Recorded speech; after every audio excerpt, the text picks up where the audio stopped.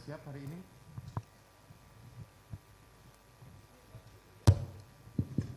Terima kasih Yang Mulia. Kami sudah menyiapkan satu ahli atas nama Dr. Mahrus Ali. Oke, satu saja hari ini. Sementara baru satu yang bisa kami hadirkan Yang Mulia. Ahli Minggu depan 2 ya? Baik. Enggak, ya silakan. Yang jelas pada penasihat hukum saya sampaikan saudara mempunyai kesempatan 4 kali persidangan. Ya. Silakan.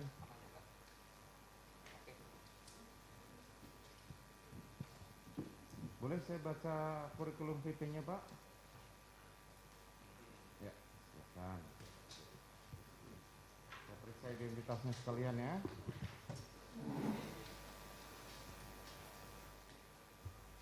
Nama saudara Mahrus Ali, tempat tanggal lahir Pamekasan 14 Februari tahun 82. Benar Yang Mulia. Jenis kelamin laki-laki, agama Islam, pekerjaan Cukup ya. penguji eksternal, dosen S1, S2, S3, SH UII, penguji eksternal program doktor SH UGM, bidang keahlian hukum pidana lingkungan, hukum pidana khusus, pidana iptek, victimologi, kebijakan hukum pidana, penologi, hukum pidana Islam, dan metode penelitian hukum. Jabatannya Ketua Jurusan Ilmu Hukum Fakultas Hukum UII 2022 sampai 2026. Benar Yang Mulia. Saudara kenal dengan para terdakwa? Tidak kenal Yang Mulia. Baik, tidak ada hubungan keluarga juga ya? Tidak ada Yang Mulia. Baik, saudara sebelum memberikan pendapat, saudara silahkan diambil sumpahnya terlebih dahulu. Silahkan. Izin Yang Mulia.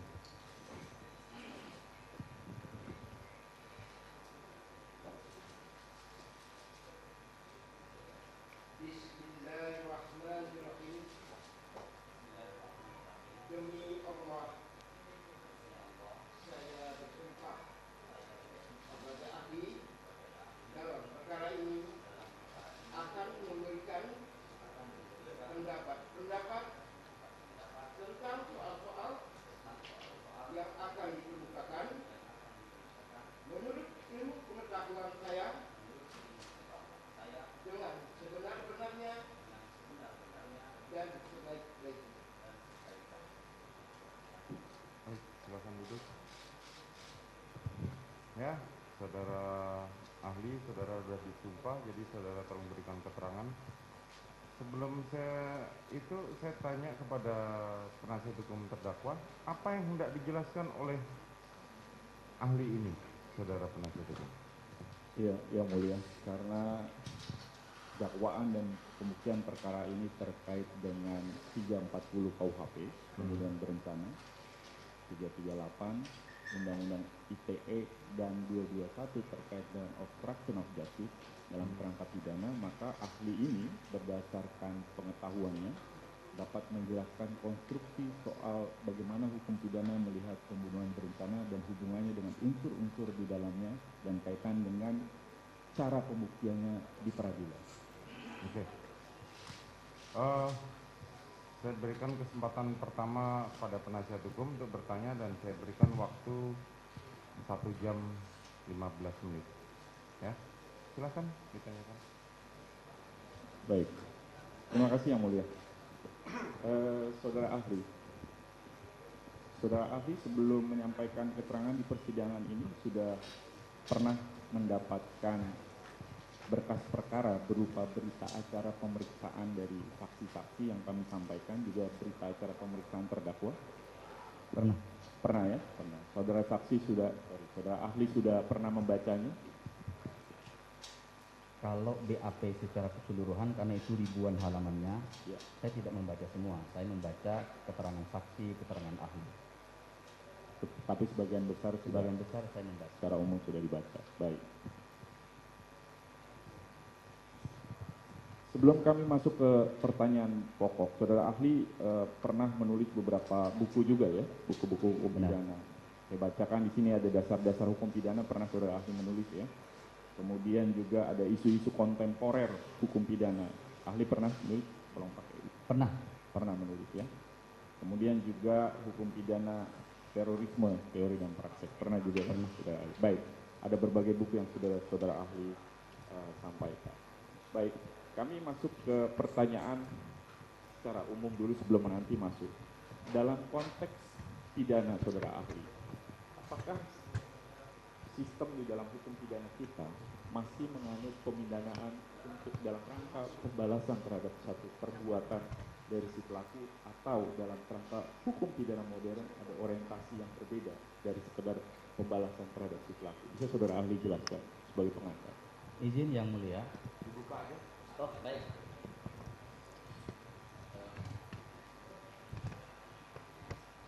Kalau mengacu kepada KUHP yang saat ini masih berlaku, meskipun bulan ini RU KUHP sudah disahkan, tapi kan dia baru berlaku 3 tahun kemudian. KUHP kita itu sebetulnya tidak murni aliran klasik. Dia sebetulnya dalam segi-segi tertentu mengakui keberadaan aliran modern. Itulah kenapa kemudian banyak ahli yang mengatakan KUHP kita meskipun dia adalah peninggalan Belanda dan dia sebetulnya juga adalah awalnya dari Prancis, kode penal Prancis saat Napoleon itu berkuasa, dia sebetulnya lebih cenderung ke neoklasik. Pertama, kalau aliran klasik itu kan adalah aliran yang menitiberkan kepada perbuatan. Itulah kenapa kemudian rumusan tindak pidananya adalah barang siapa. Barang siapa itu tidak penting siapa pelakunya, yang penting perbuatannya. Tetapi dalam perkembangannya, KUHP kita itu juga mengakui keberadaan pelakunya. Apa buktinya? Pasal 44 tentang kemampuan bertanggung jawab. Jadi kemampuan bertanggung jawab itu melekat kepada pelaku, bukan kepada perbuatan. Itulah kenapa kalau kita misalnya mau agak panjang menjelaskan, kemampuan bertanggung jawab itu nanti dikaitkan dengan rumusan tindak pidana yang dalam banyak hal itu mencantumkan unsur dengan sengaja. Artinya apa? Ketika rumusan delik itu mencantumkan unsur dengan sengaja, maka dia mutlak wajib dibuktikan oleh penuntut umum. Artinya apa? Kalau penuntut umum tidak mampu membuktikan kesengajaan yang ada pada diri pelaku saat melakukan kejahatan, maka terdakwa harus dibebaskan. Tetapi harus diingat bahwa unsur dengan sengaja itu tidak selamanya dirumuskan di dalam rumusan pasal. Ada yang dirumuskan, ada yang tidak. Apa dasarnya? Itu tergantung dari sebetulnya pertimbangan legislator saat merumuskan pasal itu. Ada 2 pertimbangan paling tidak. Satu adalah ketika unsur dengan sengaja dimasukkan di dalam rumusan delik, itu nanti justru akan menyulitkan pembuktian.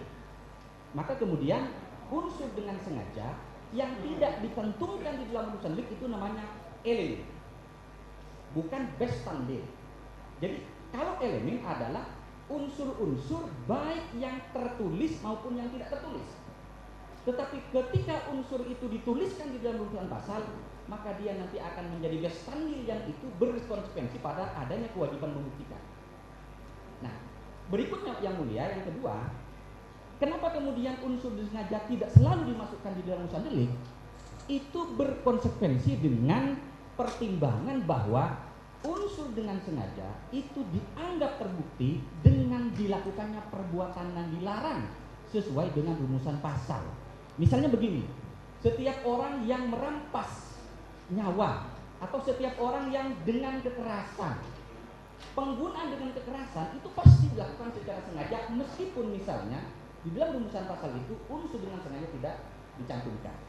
Jadi KUHP kita sebetulnya menganut aliran neoklasik, walaupun lebih berat sebetulnya ke klasik, karena kemampuan bertanggung jawab itu kan hanya dikupas tidak terlalu banyak di pasal 44. Demikian yang mulia. Terima kasih ahli. Saya lanjut ke, sekarang kita bicara soal konstruksi di pasal 338 dan 340 yang menjadi dasar dakwaan dalam perkara ini. Kami tanyakan kepada saudara ahli, apa perbedaan antara konstruksi di dalam pembunuhan berencana dan apa bedanya dengan konstruksi pembunuhan biasa 338 atau dotslah? Silakan. Izin yang mulia, saya jelaskan yang persamaan dulu. Baik pasal 338 maupun pasal 340 itu sama-sama mencantumkan unsur dengan sengaja. Ahli mengatakan bahwa di dalam rumusan delik itu ada 4 kemungkinan frase yang dicantumkan oleh pembentuk undang-undang. Satu adalah dengan sengaja, yang kedua adalah diketahui, yang ketiga adalah dengan maksud, yang ketiga adalah dengan tujuan. Nah, keempat frase ini itu memiliki konsekuensi pembuktian. Ketika unsur dengan sengaja, ketika frase dengan sengaja yang digunakan, maka yang dimaksud dengan sengaja adalah meliputi 3 corak kesengajaan. Kesengajaan sebagai maksud level 1, kesengajaan sebagai kepastian, dan kesengajaan sebagai kemungkinan. Demikian juga kalau frase yang digunakan adalah diketahui. Jadi ahli sebetulnya lebih banyak yang berpendapat bahwa makna diketahui itu sama artinya dengan sengaja. Tapi ada juga yang dengan maksud. Dengan maksud dengan tujuan itu sama artinya. Artinya apa? Pembentuk undang-undang ketika memilih frase dengan maksud atau dengan tujuan di dalam urusan delik, maka yang dimaksud itu adalah dibatasi kepada kesengajaan level 1. Dolus manus, kesengajaan sebagai maksud. Artinya apa? Kesengajaan harus ditujukan tidak saja pada perbuatan, tapi juga pada timbulnya akibat. Dalam konteks pasal 338 dan pasal 340, pilihan frase yang digunakan adalah dengan sengaja. Maka kesengajaan di sini adalah meliputi 3 corak kesengajaan, dan itu sifatnya adalah alternatif. Kesengajaan itu adalah elemen subjektif. Sementara perbuatannya adalah merampas nyawa. Izin yang mulia, di dalam rumusan delik itu ada kalanya legislator menggunakan pilihan kata yang umum, tapi ada kalanya dia menggunakan pilihan kata yang sifatnya detail, seperti misalnya pasal 3 Undang-Undang TPPU. Di situ ada sekitar 10 perbuatan yang masuk dalam konteks pencucian uang. Maka karena dia detail, maka hanya perbuatan itu saja yang wajib dibuktikan oleh jaksa. Tetapi kalau kemudian menggunakan frase yang umum, misalnya merampas nyawa orang lain, makna merampas di sini yang paling penting adalah satu, perbuatannya harus aktif. Artinya apa? Kita bicara tentang apa? Commission Act, delik komisi.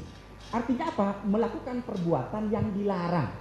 Apa indikatornya? Kalau collection itu di dalam understanding criminal law dia mengatakan bodily movement, harus ada gerakan tubuh, membunuh, menembak, kemudian apa?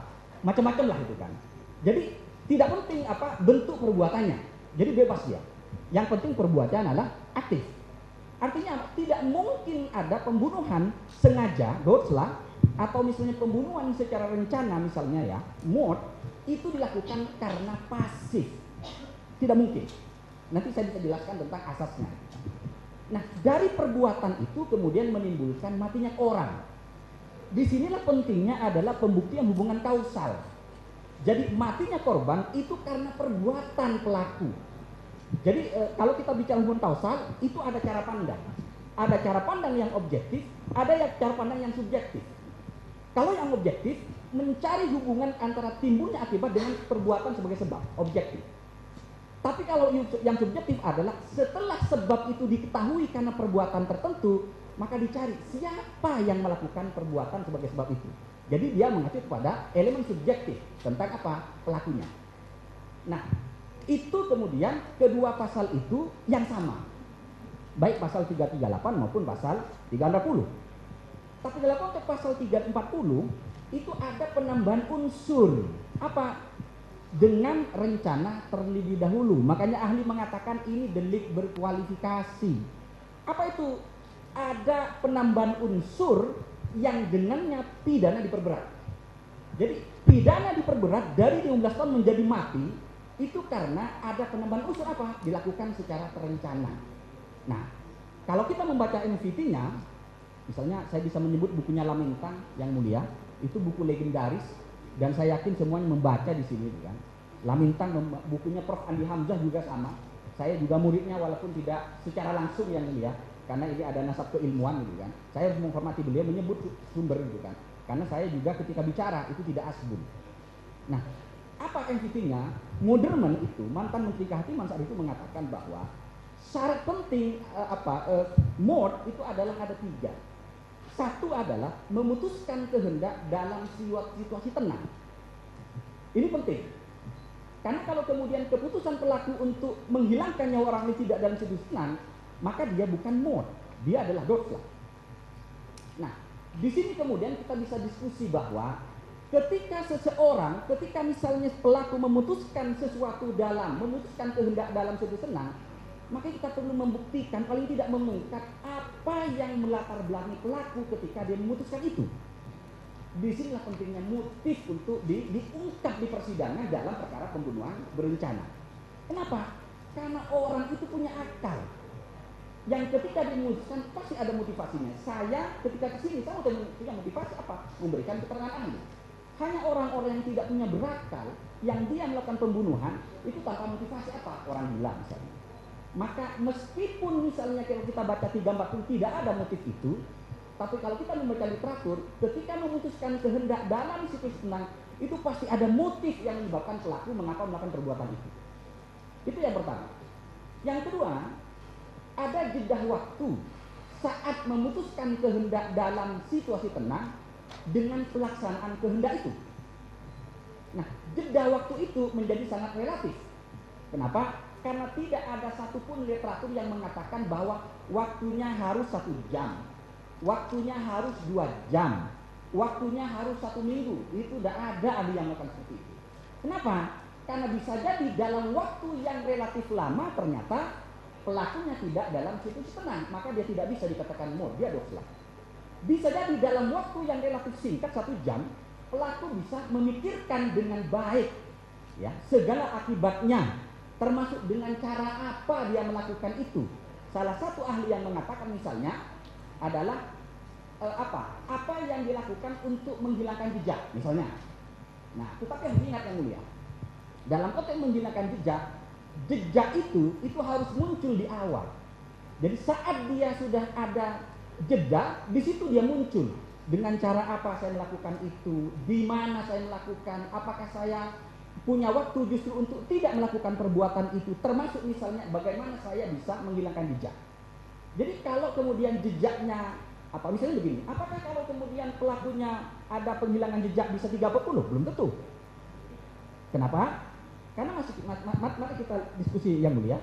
Di dalam putusan-putusan pengadilan, terutama yang berkaitan dengan kehormatan dan harga diri, di setan carok, kan, itu justru pelakunya setelah korban meninggal, dia tidak menghilangkan jejaknya.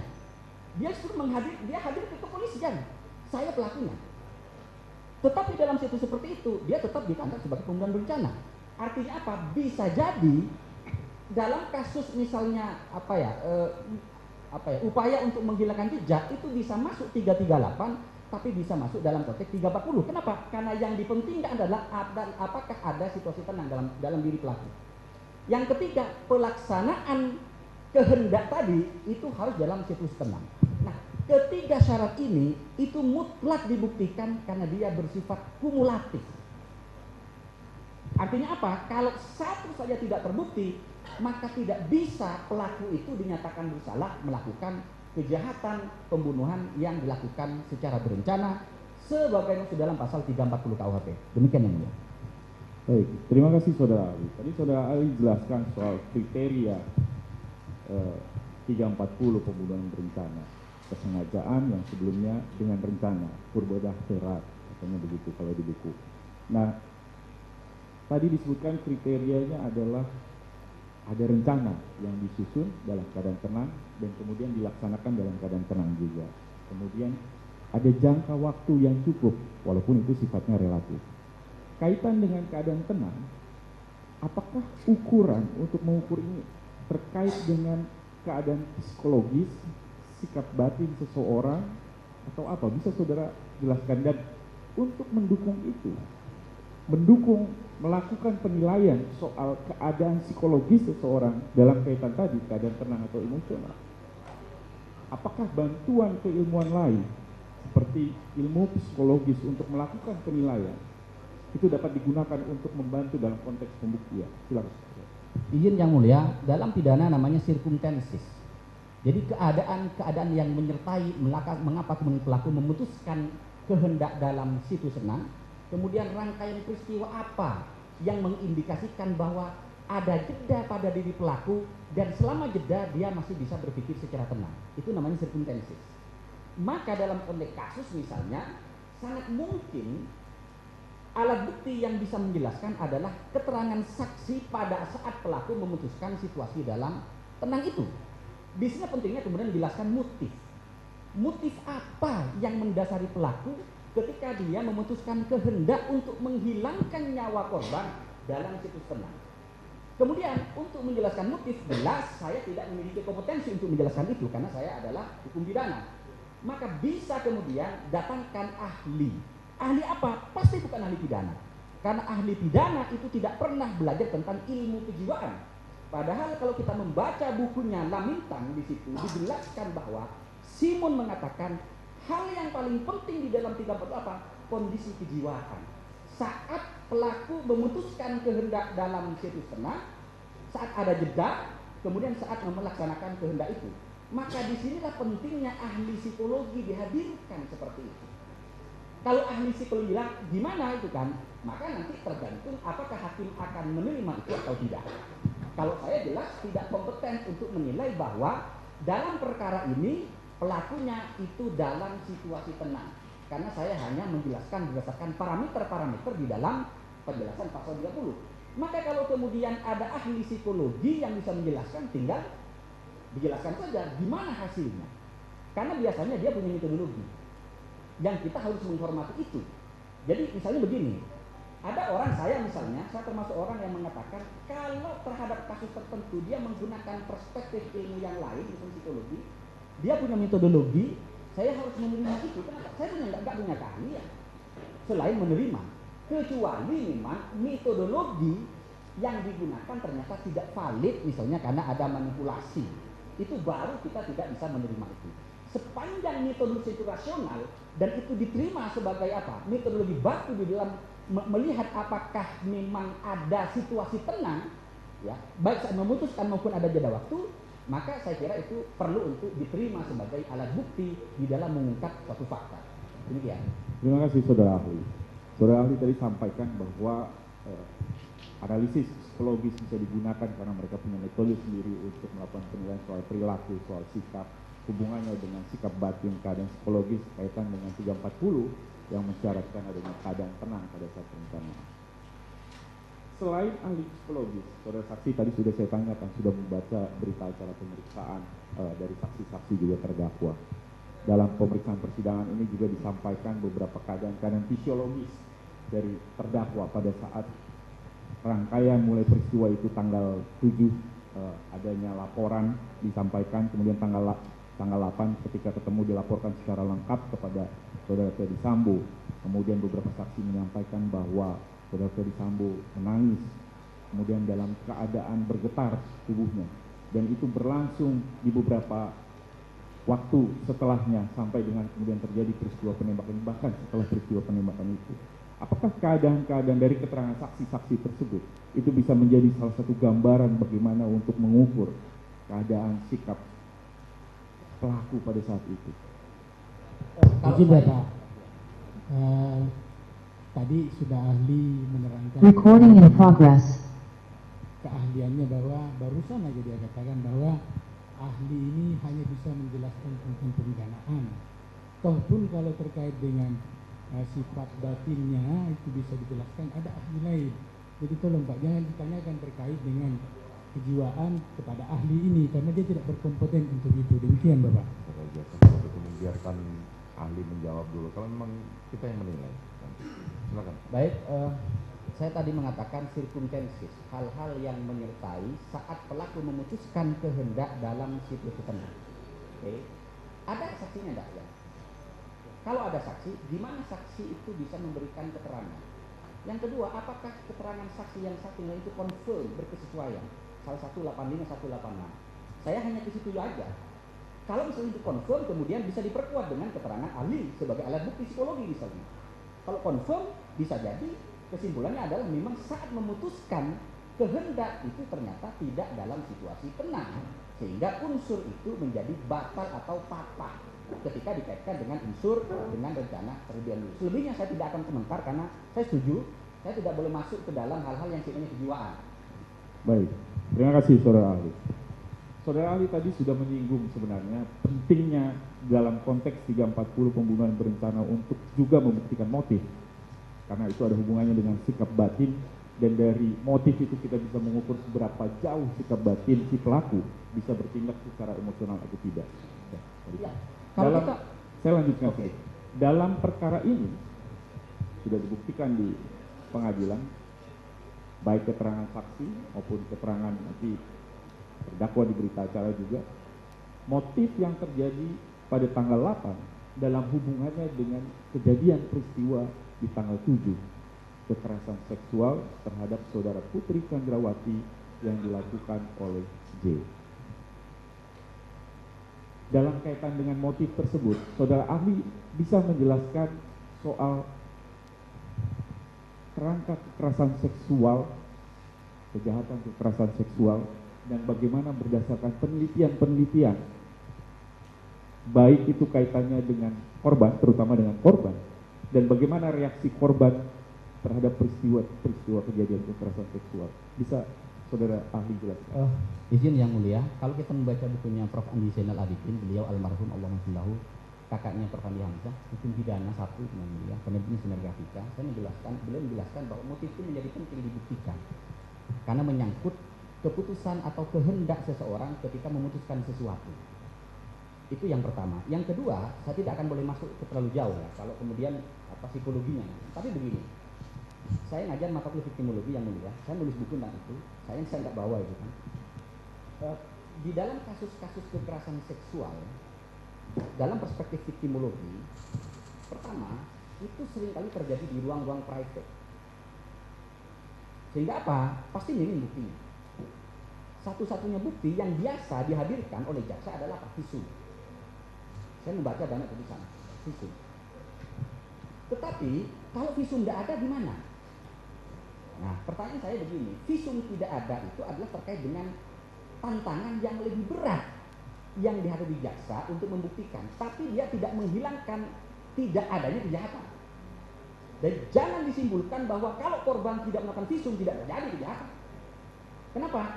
Karena begini yang mulia, dalam perspektif victimologi, korban kekerasan seksual itu tidak semuanya punya keberanian untuk melapor. Banyak faktor. 1, riset saya menunjukkan bahwa korban kekerasan seksual ketika melapor, dia akan mengalami yang namanya viktimisasi sekunder. Apa? Perlakuan yang tidak senonoh, tidak enak dari banyak aktor. Dari sistem peradilan pidana misalnya. Makanya salah satu contoh, mohon maaf, saya agak vulgar. Dalam kasus perkosaan misalnya, seringkali ditanyakan, saudara itu berapa kali diperkosa? 5 kali, Pak. Kalau 5 kali, itu bukan perkosaan. Yang pertama, perkosaan. Tapi yang kedua, yang kelima, suka sama suka. Saudara menikmati enggak? Itu pertanyaan-pertanyaan yang sifatnya menjadikan korban menjadi korban kedua kali karena pertanyaan yang tidak ramah. Maka kenapa muncul Perma yang mulia 2016 itu ya, tentang perlakuan yang baik terhadap perempuan. Nah, faktor yang lain, ada banyak faktor kenapa kemudian korban itu justru tidak melapor. Faktor yang apa? Budaya patriarkal. Di negara-negara berkembang, riset saya menunjukkan bahwa budaya patriarkal, bahwa yang berkuasa laki-laki, perempuan itu selalu menjadi nomor 2. Makanya kasus yang di Jawa Timur, ketika ada seorang bapak ya memperkosa anaknya sampai anaknya melahirkan, ketika terungkap di persidangan, itu salah satu alasan mengapa dia tidak berani melapor, karena keluarganya yang melarang melapor. Kenapa? Dianggap itu adalah aib. Ini kajian victimologi. Jadi apa artinya? Tidak semua korban kekerasan seksual itu punya bravery, keberanian untuk melapor. Artinya apa? Betul bahwa kalau tidak ada visum itu kemudian menyulitkan pembuktian, menyulitkan. Tapi tidak menyatakan bahwa kejahatan tidak terjadi.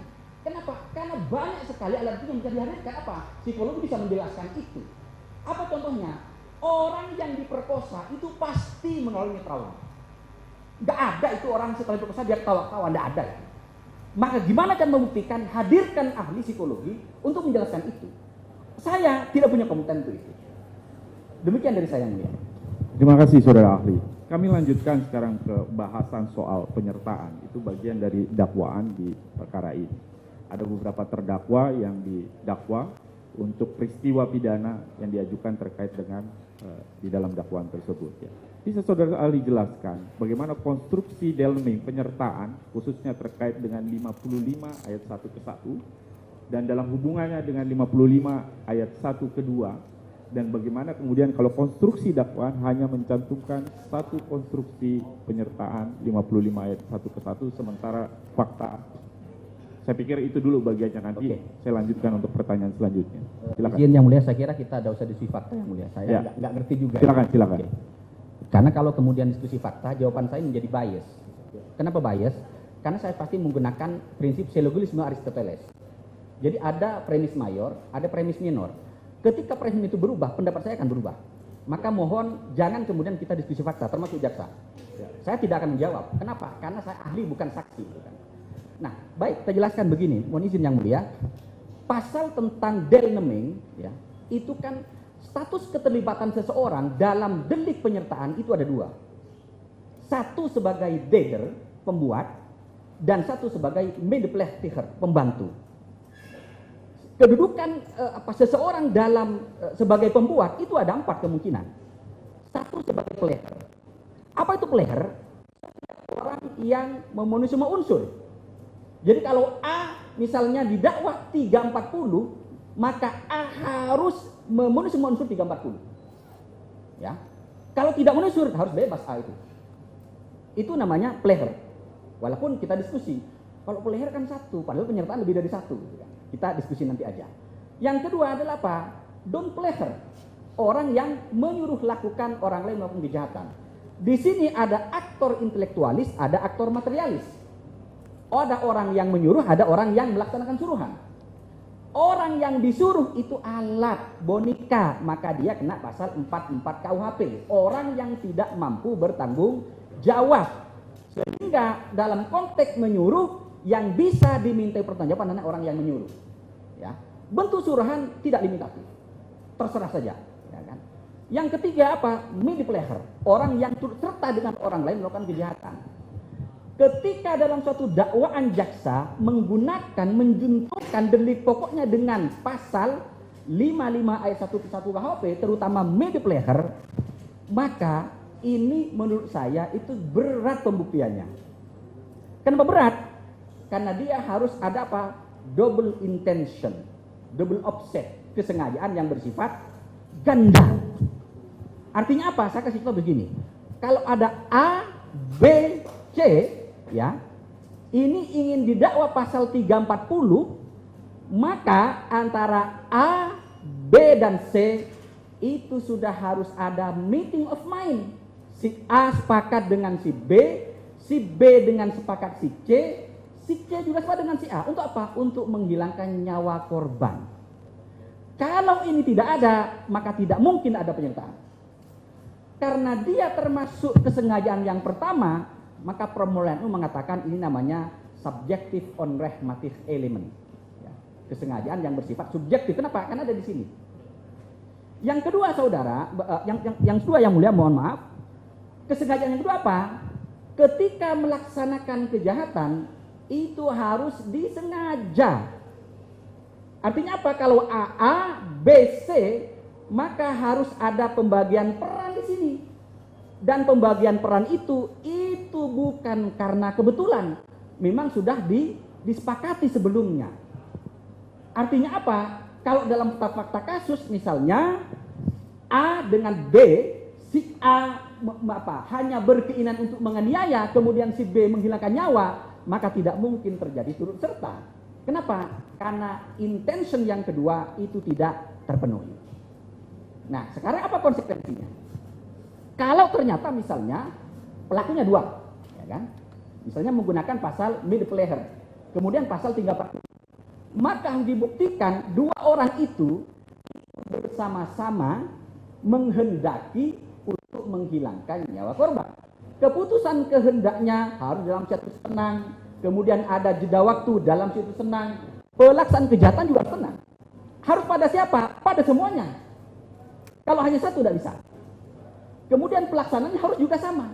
Jadi ada pembagian peran. Makanya begini Yang Mulia, dalam konteks turut serta itu ada 3 kemungkinan bentuk kerjasama itu. 1, tiap-tiap pelaku memenuhi semua unsur. Dan pembunuhan ini nggak mungkin. Kenapa? Karena tidak mungkin korban mati 2 kali. Ya, kalau pelakunya 2, nggak mungkin dianggap player semua, nggak mungkin. Kenapa?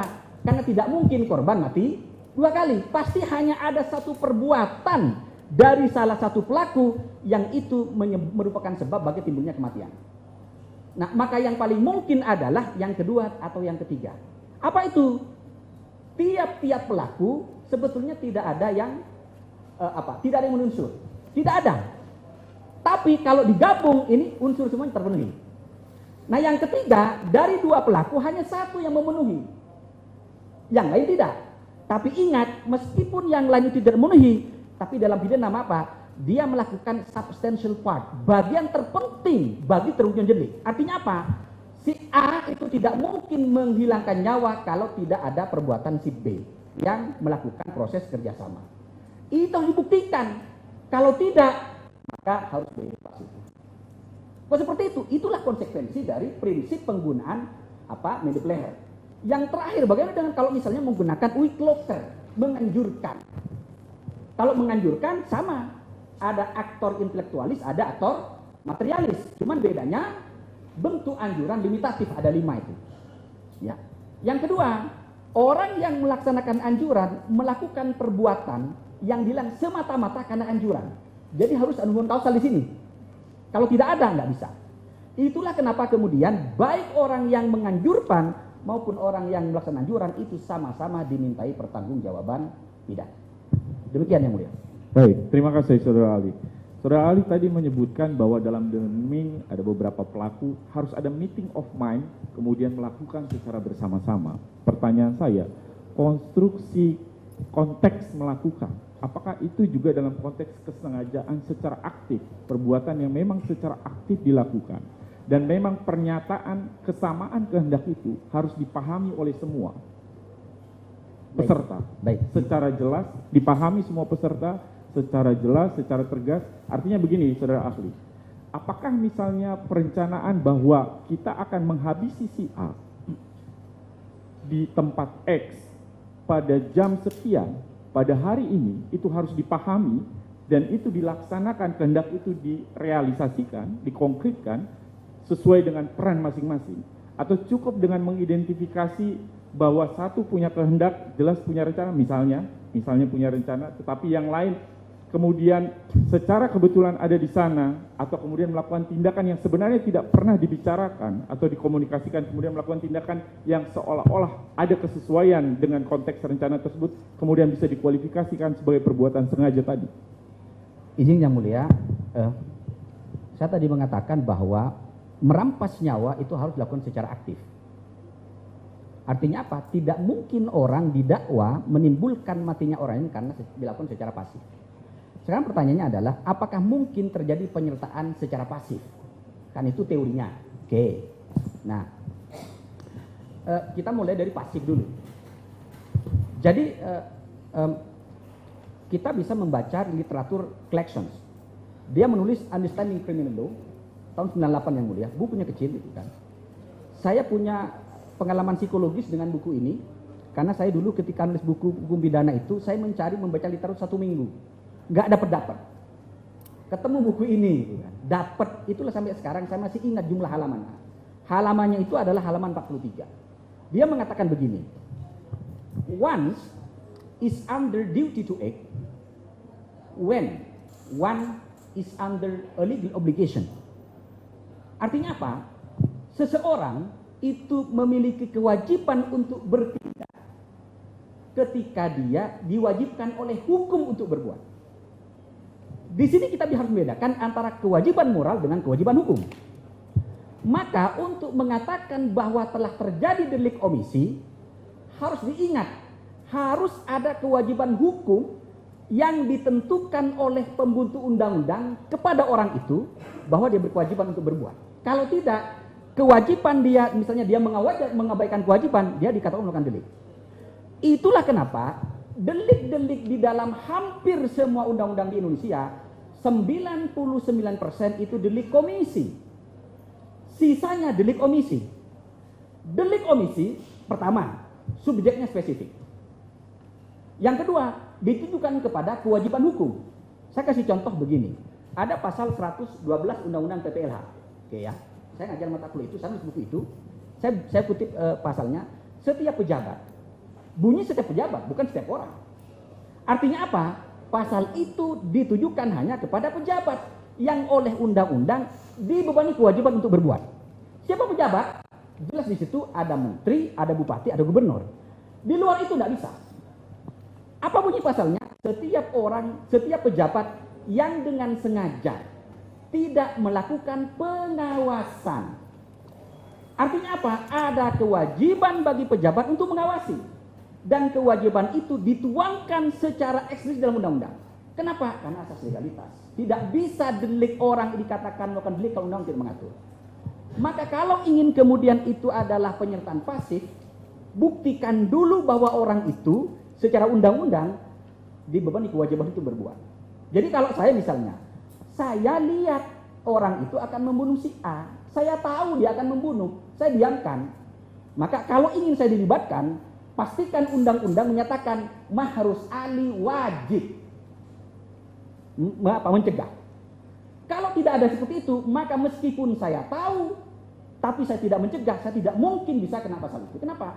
Karena saya hanya punya kewajiban moral, bukan punya kewajiban hukum. Itulah kenapa kemudian, mari kita eksplisitkan.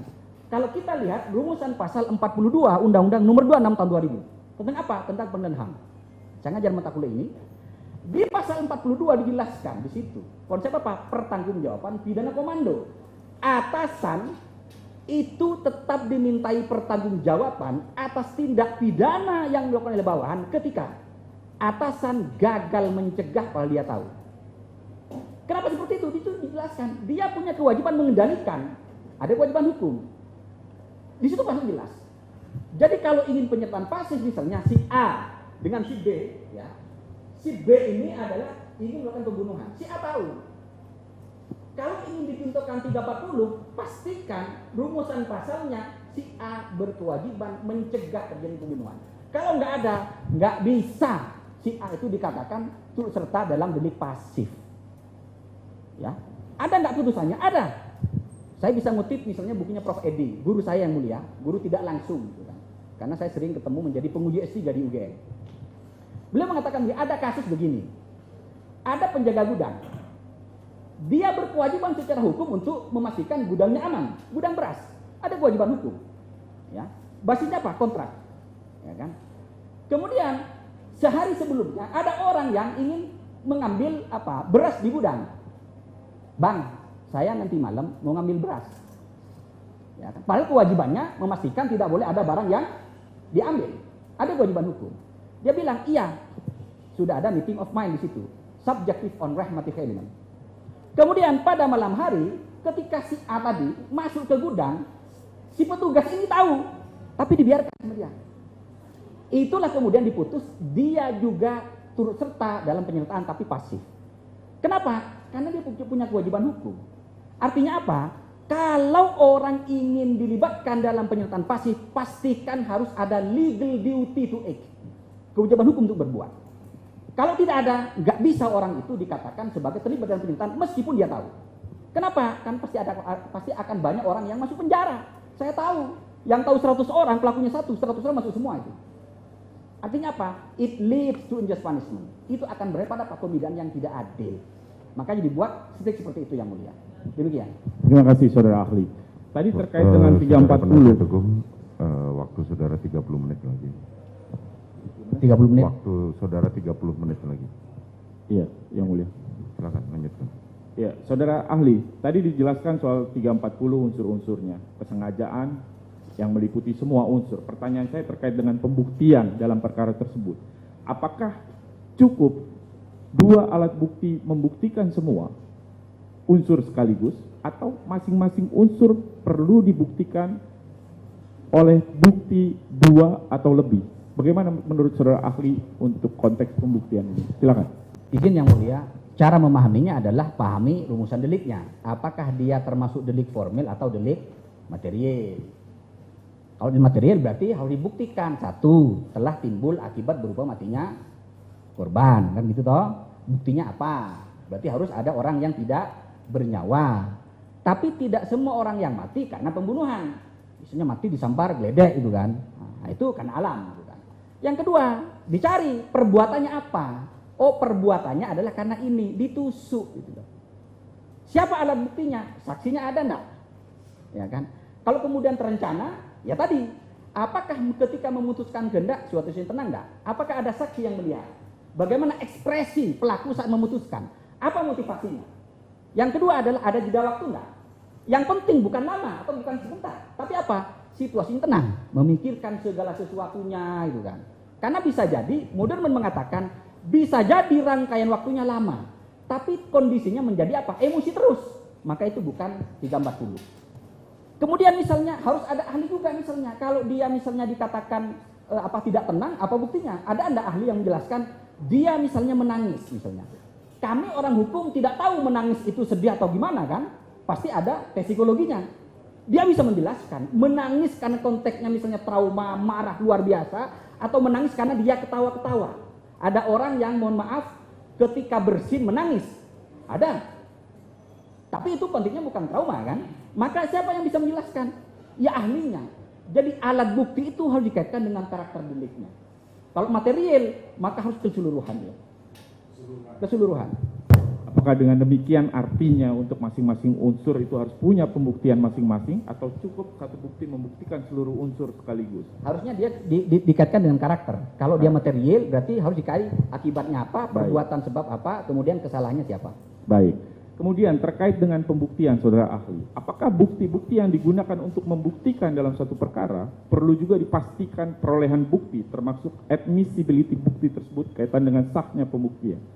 Izin yang mulia, saya yakin yang mulia lebih paham dari saya anak kemarin sore yang mulia. Makanya saya jujur yang mulia, mimpi apa saya bisa hadir ke sini? Saya orang kampung yang mulia, masuk TV ini kan. Saya jujur kenapa bisa ke sini itu kan? Siapa sih saya ini kan? Orang kampung itu kan masuk TV itu kan. Tapi begini, 183 KUHP menjelaskan di situ bahwa hakim dilarang memidana. Dia normal larangan itu. Kecuali ada dua alat bukti yang sah. Di situ ada dua alat bukti kemudian sah. Sah itu dua. Sah cara memperolehnya. Makanya ada namanya illegally obtained evidence. Alat bukti yang diperoleh secara tidak sah. Untuk mendapat pengakuan dipukul itu tidak boleh seharusnya. Yang kedua ada kesesuaian. Makanya di situ kan jelas itu kan.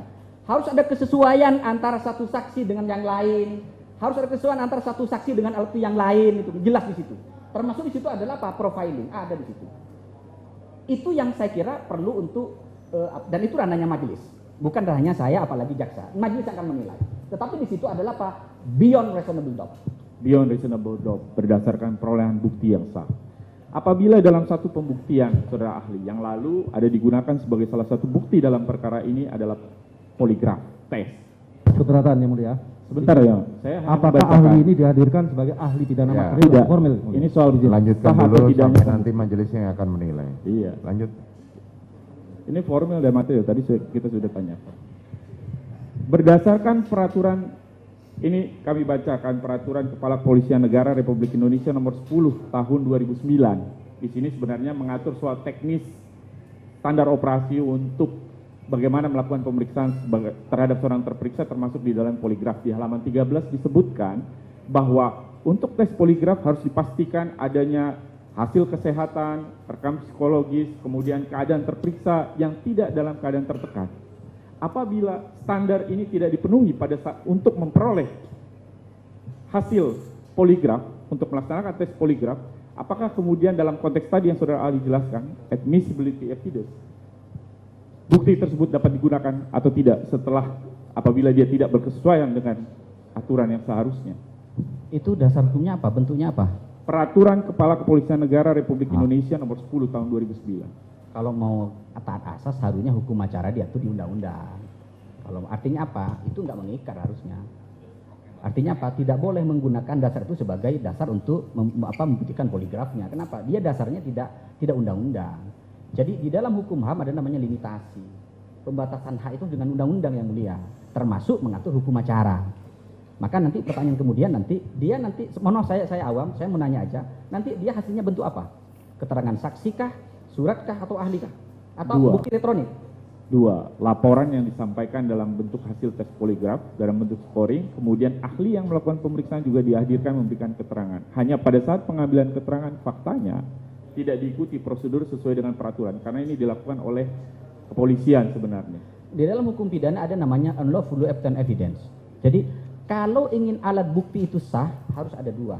Satu, caranya sah, ikuti prosedurnya. Yang kedua, materinya sah. Kalau di situ jelaskan teknis seperti ini, ikuti itu. Kalau tidak diikuti, bisa jadi hasilnya tidak valid.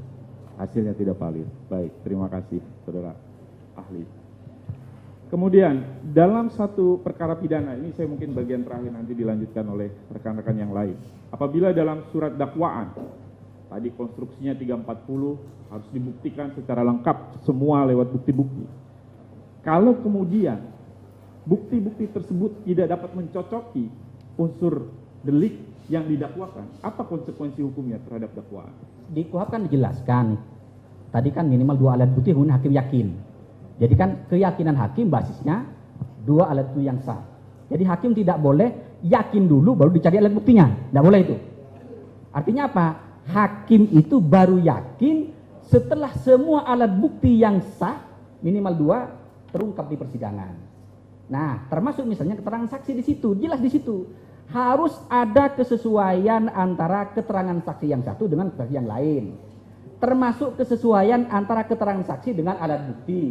Itu clear di KUHP-nya. Baik. Artinya apa? Yang menilai adalah hakim. Kalau saya itu seharusnya tidak boleh. Kalau misalnya ada satu saksi isinya tidak berkesesuaian dengan saksi yang lain. Harusnya apa? Itu tidak boleh digunakan sebagai alat bukti. Baik. Saya mau tanya terkait dengan pernyataan ahli tadi. Satu saksi kalau dia berkesesuaian dia tidak boleh harusnya digunakan. Bagaimana kalau satu saksi itu yang tidak berkesesuaian dinilai sebagai justice collaborator? Apakah kemudian punya nilai yang berbeda? Nilai keterangan? Ini kok meloncat nanti Pak ini Pak. Baik begini. Oh, gimana ya? Enggak, gini kita guyon aja Pak. Saya jujur tegang karena masuk TV Pak. Ini orang kampung masuk TV itu. Jadi begini, Undang-Undang 31 2014 itu menjelaskan di situ. Ada namanya saksi pelaku, istilah kita GC, justice collaborator, ya kan? Orang yang dia terlibat bersama orang lain. Cuma diingat di situ, ya. Di pasal 28 jelas di situ, saya masih ingat pasalnya. Dia bukan pelaku utama. Nah sekarang kalau penyertaan turut serta, ya nggak mungkin itu terjadi. Apa?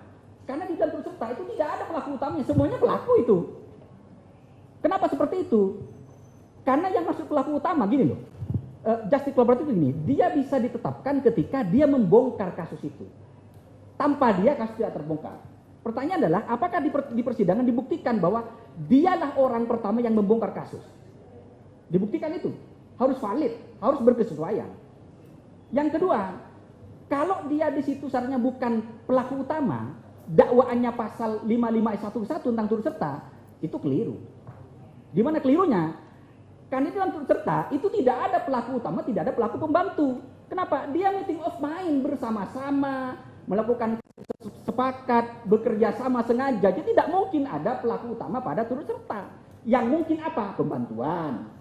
Yang mungkin apa? Misalnya apa? Menganjurkan, memungkinkan. Itulah kenapa kemudian di dalam undang-undang itu yang namanya saksi pelaku dibatasi kepada kejahatan-kejahatan yang serius, yang potensi ancaman balas dari pelakunya itu besar. 1. Narkotika, 2. Terorisme, 3. Korupsi, 4. Pencucian uang, banyak di situ. Perdagangan orang termasuk kekerasan seksual. Masalahnya di mana? Di pasal 5 ayat 2 penjelasannya itu tentang tindak pidana apa yang membolehkan orang ditetapkan sebagai GC diputuskan berdasarkan keputusan LPSK. Saya cek di webnya belum ada itu.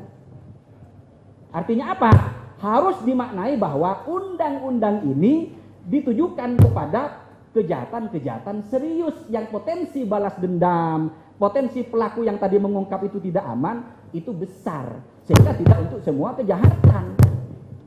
Baik, tadi belum dijawab soal nilai keterangannya. Apakah keterangan tadi soal JC itu kemudian punya nilai yang berbeda walaupun dia tidak berkesesuaian, atau konteks dalam pembuktian tetap harus dibuktikan adanya kesesuaian dengan keterangan dan bukti yang lainnya. Bagaimana? Kalau mengacu kuhap harus dibuktikan kesesuaian. Selebihnya majelis hakim yang akan menilai. Baik, terima kasih. Dilanjutkan Yang Mulia. Ya, saya lanjutkan Yang Mulia. Saudara ahli Pak Mahrus, terdakwa juga didakwa oleh pasal Undang-Undang ITE gitu ya. Pasal 48 dan pasal 32 dengan konstruksi nanti ada pasal subsidiarnya lagi, obstruction of justice. Apakah Undang-Undang ITE memang dimaksudkan untuk menjerat para pelaku obstruction of justice bagaimana yang dimaksud dengan KUHP? Baik, saya jelaskan begini Yang Mulia, biar mudah memahaminya. Di dalam Undang-Undang ITE itu ada beberapa kategorisasi tindak pidana. Satu, illegal content, konten ilegal, hate speech, pornografi di situ, kesusilaan, pencemaran nama baik. Itu diatur di mana? Pasal 27, 28 junto pasal 45, 46. Itu namanya illegal content, konten ilegal. Yang kedua adalah illegal access di situ. Apa itu? Misalnya masuk ke dalam sistem informasi tanpa izin. Itu nanti pasal berapa? Kalau nggak salah pasal 46 junto pasal 30 gitu kan. Wah, ada lagi apa? Illegal interception, penyadapan secara ilegal, itu nggak boleh. Kemudian ada lagi apa? Data interference, mengubah, merusak data, ya kan? Kemudian apa lagi? Ada system interference. Kalau yang data tadi ada pasal 32 itu loh. Dia delik formil. Kalau sistem interference itu konteksnya virus. Karena dia sistem interference apa? Dulu, mohon maaf Yang Mulia, sebelum Undang-Undang ITE ada, kita karena pernah dengar dulu itu, 2004. Website KPU dibobol hacker. Dirubah itu tampilannya. Itu namanya apa? Sistem interference. Dan dia virus, pasti dia masukkan. Kemudian ada misalnya virus, misalnya ada virus love bug di Hong Kong itu. Virus itu muncul dalam 1 jam, banyak ribuan jutaan komputer yang rusak. Artinya apa? Pasal 33 junto pasal 49 itu delik material. Kalau tidak dimulai akibat tidak bisa. Yang terakhir, di dalam hukum pidana ada namanya tatbestan matihke, ada wesensau. Apa itu bedanya? Di dalam hukum pidana, dalam konteks tatbestan, suatu perbuatan itu terbukti kalau unsurnya terbukti. Ya, ini perkembangan lama. Sudah ditinggalkan sekarang. Apa itu wesensau? Perbuatan terbukti tidak saja karena unsurnya terbukti, tapi perbuatan itu harus sesuai dengan maksud dan tujuan undang-undang dibentuk. Jadi undang-undang itu dibentuk untuk ITE. Jadi kalau misalnya pakai misalnya obstruction of justice pakai 33, kayaknya agak jauh juga karena dia bukan virus sih. Dia virus sebetulnya. Caranya apa? Ya tepatnya pakai KUHP, jangan pakai undang-undang ITE. Tuh, kenapa? Karena dia konteks pembuktian Yang Mulia. Di undang-undang ITE mengatur bukti elektronik di situ. Dan harus diingat, bukti elektronik di undang-undang ITE itu hanya berlaku pada undang-undang ITE. Tidak bisa digunakan untuk perkara pidana umum. Apa asasnya? Exceptio format regular. Ada itu. Makanya kalau kita menjelaskan, saya bisa menjelaskan di sini. Saya melakukan mapping Yang Mulia. 1, Undang-Undang nomor 20 tahun 2001 itu. Tentang tipikor, pasal 26A besar. Mengakui itu, bukti elektronik sebagai bukti petunjuk. Yang kedua, Undang-Undang 15 2003, terorisme. Yang ketiga, Undang-Undang nomor 21 tahun 2007, perdagangan orang. Ada itu. Yang keempat, Undang-Undang ITE 11 2008, 19 2016 mengaku itu. Pasal 5 ayat 2, pasal 44, ada pasal 43, Undang-Undang yang baru. Kemudian apa lagi? Undang-Undang tentang 32 2009. Kita lihat bisa baca pasal 96 di situ. Jadi ITE. Kemudian apa? Undang-Undang 35 2010. Jadi banyak undang-undang yang mengakui bukti elektronik sebagai alat bukti. Cuman apa kesimpulannya? 1, undang-undang itu alat buktinya hanya berlaku pada undang yang bersangkutan. Tidak boleh perkara pembunuhan itu atau pakai KUHP menggunakan undang ITE, nggak bisa. Yang kedua, hanya undang-undang tipikor yang mendudukkan, memposisikan bukti elektronik sebagai perluasan bukti petunjuk. Sehingga kalau saya ya agak keliru kalau kemudian itu dihadirkan oleh jaksa KPK. Kenapa? Karena bukti petunjuk itu hanya digunakan oleh Yang mulia majelis hakim berdasarkan pasal 188 KUHP. Makanya dia harus hati-hati bukti petunjuk itu. Kenapa? Karena dia indirect evidence, bukti tidak langsung. Makanya itu karena harus menggunakan apa? Kebijaksanaan, kecermatan hakim. Jadi dia menggunakan apa? Di sini. Maka sebisa mungkin kalau saya alat bukti harus lebih terang dari cahaya. Kenapa? Karena ini menyangkut apa? Pemidanaan, perampasan nyawa. Ada orang bahkan bisa masuk penjara hanya karena alat buktinya yang tidak terang. Maka di sini kemudian KUHP menjelaskan bukti petunjuk harus digunakan secara arif dan bijaksana oleh majelis. Demikian. Jadi bisa nggak Pak? Misalnya tadi waktu saudara 15 menit lagi. Baik, bisa nggak Pak? Ini pertanyaan terakhir saya. Bisa nggak hasil uji poligraf tadi itu dikaitkan dengan undang-undang ITE dipakai sebagai alat bukti elektronik? Ya, tidak bisa, itu melanggar asas exceptio format regulam. Kehususan yang ada diatur di undang-undang berlaku undang-undang itu aja, jangan yang lain.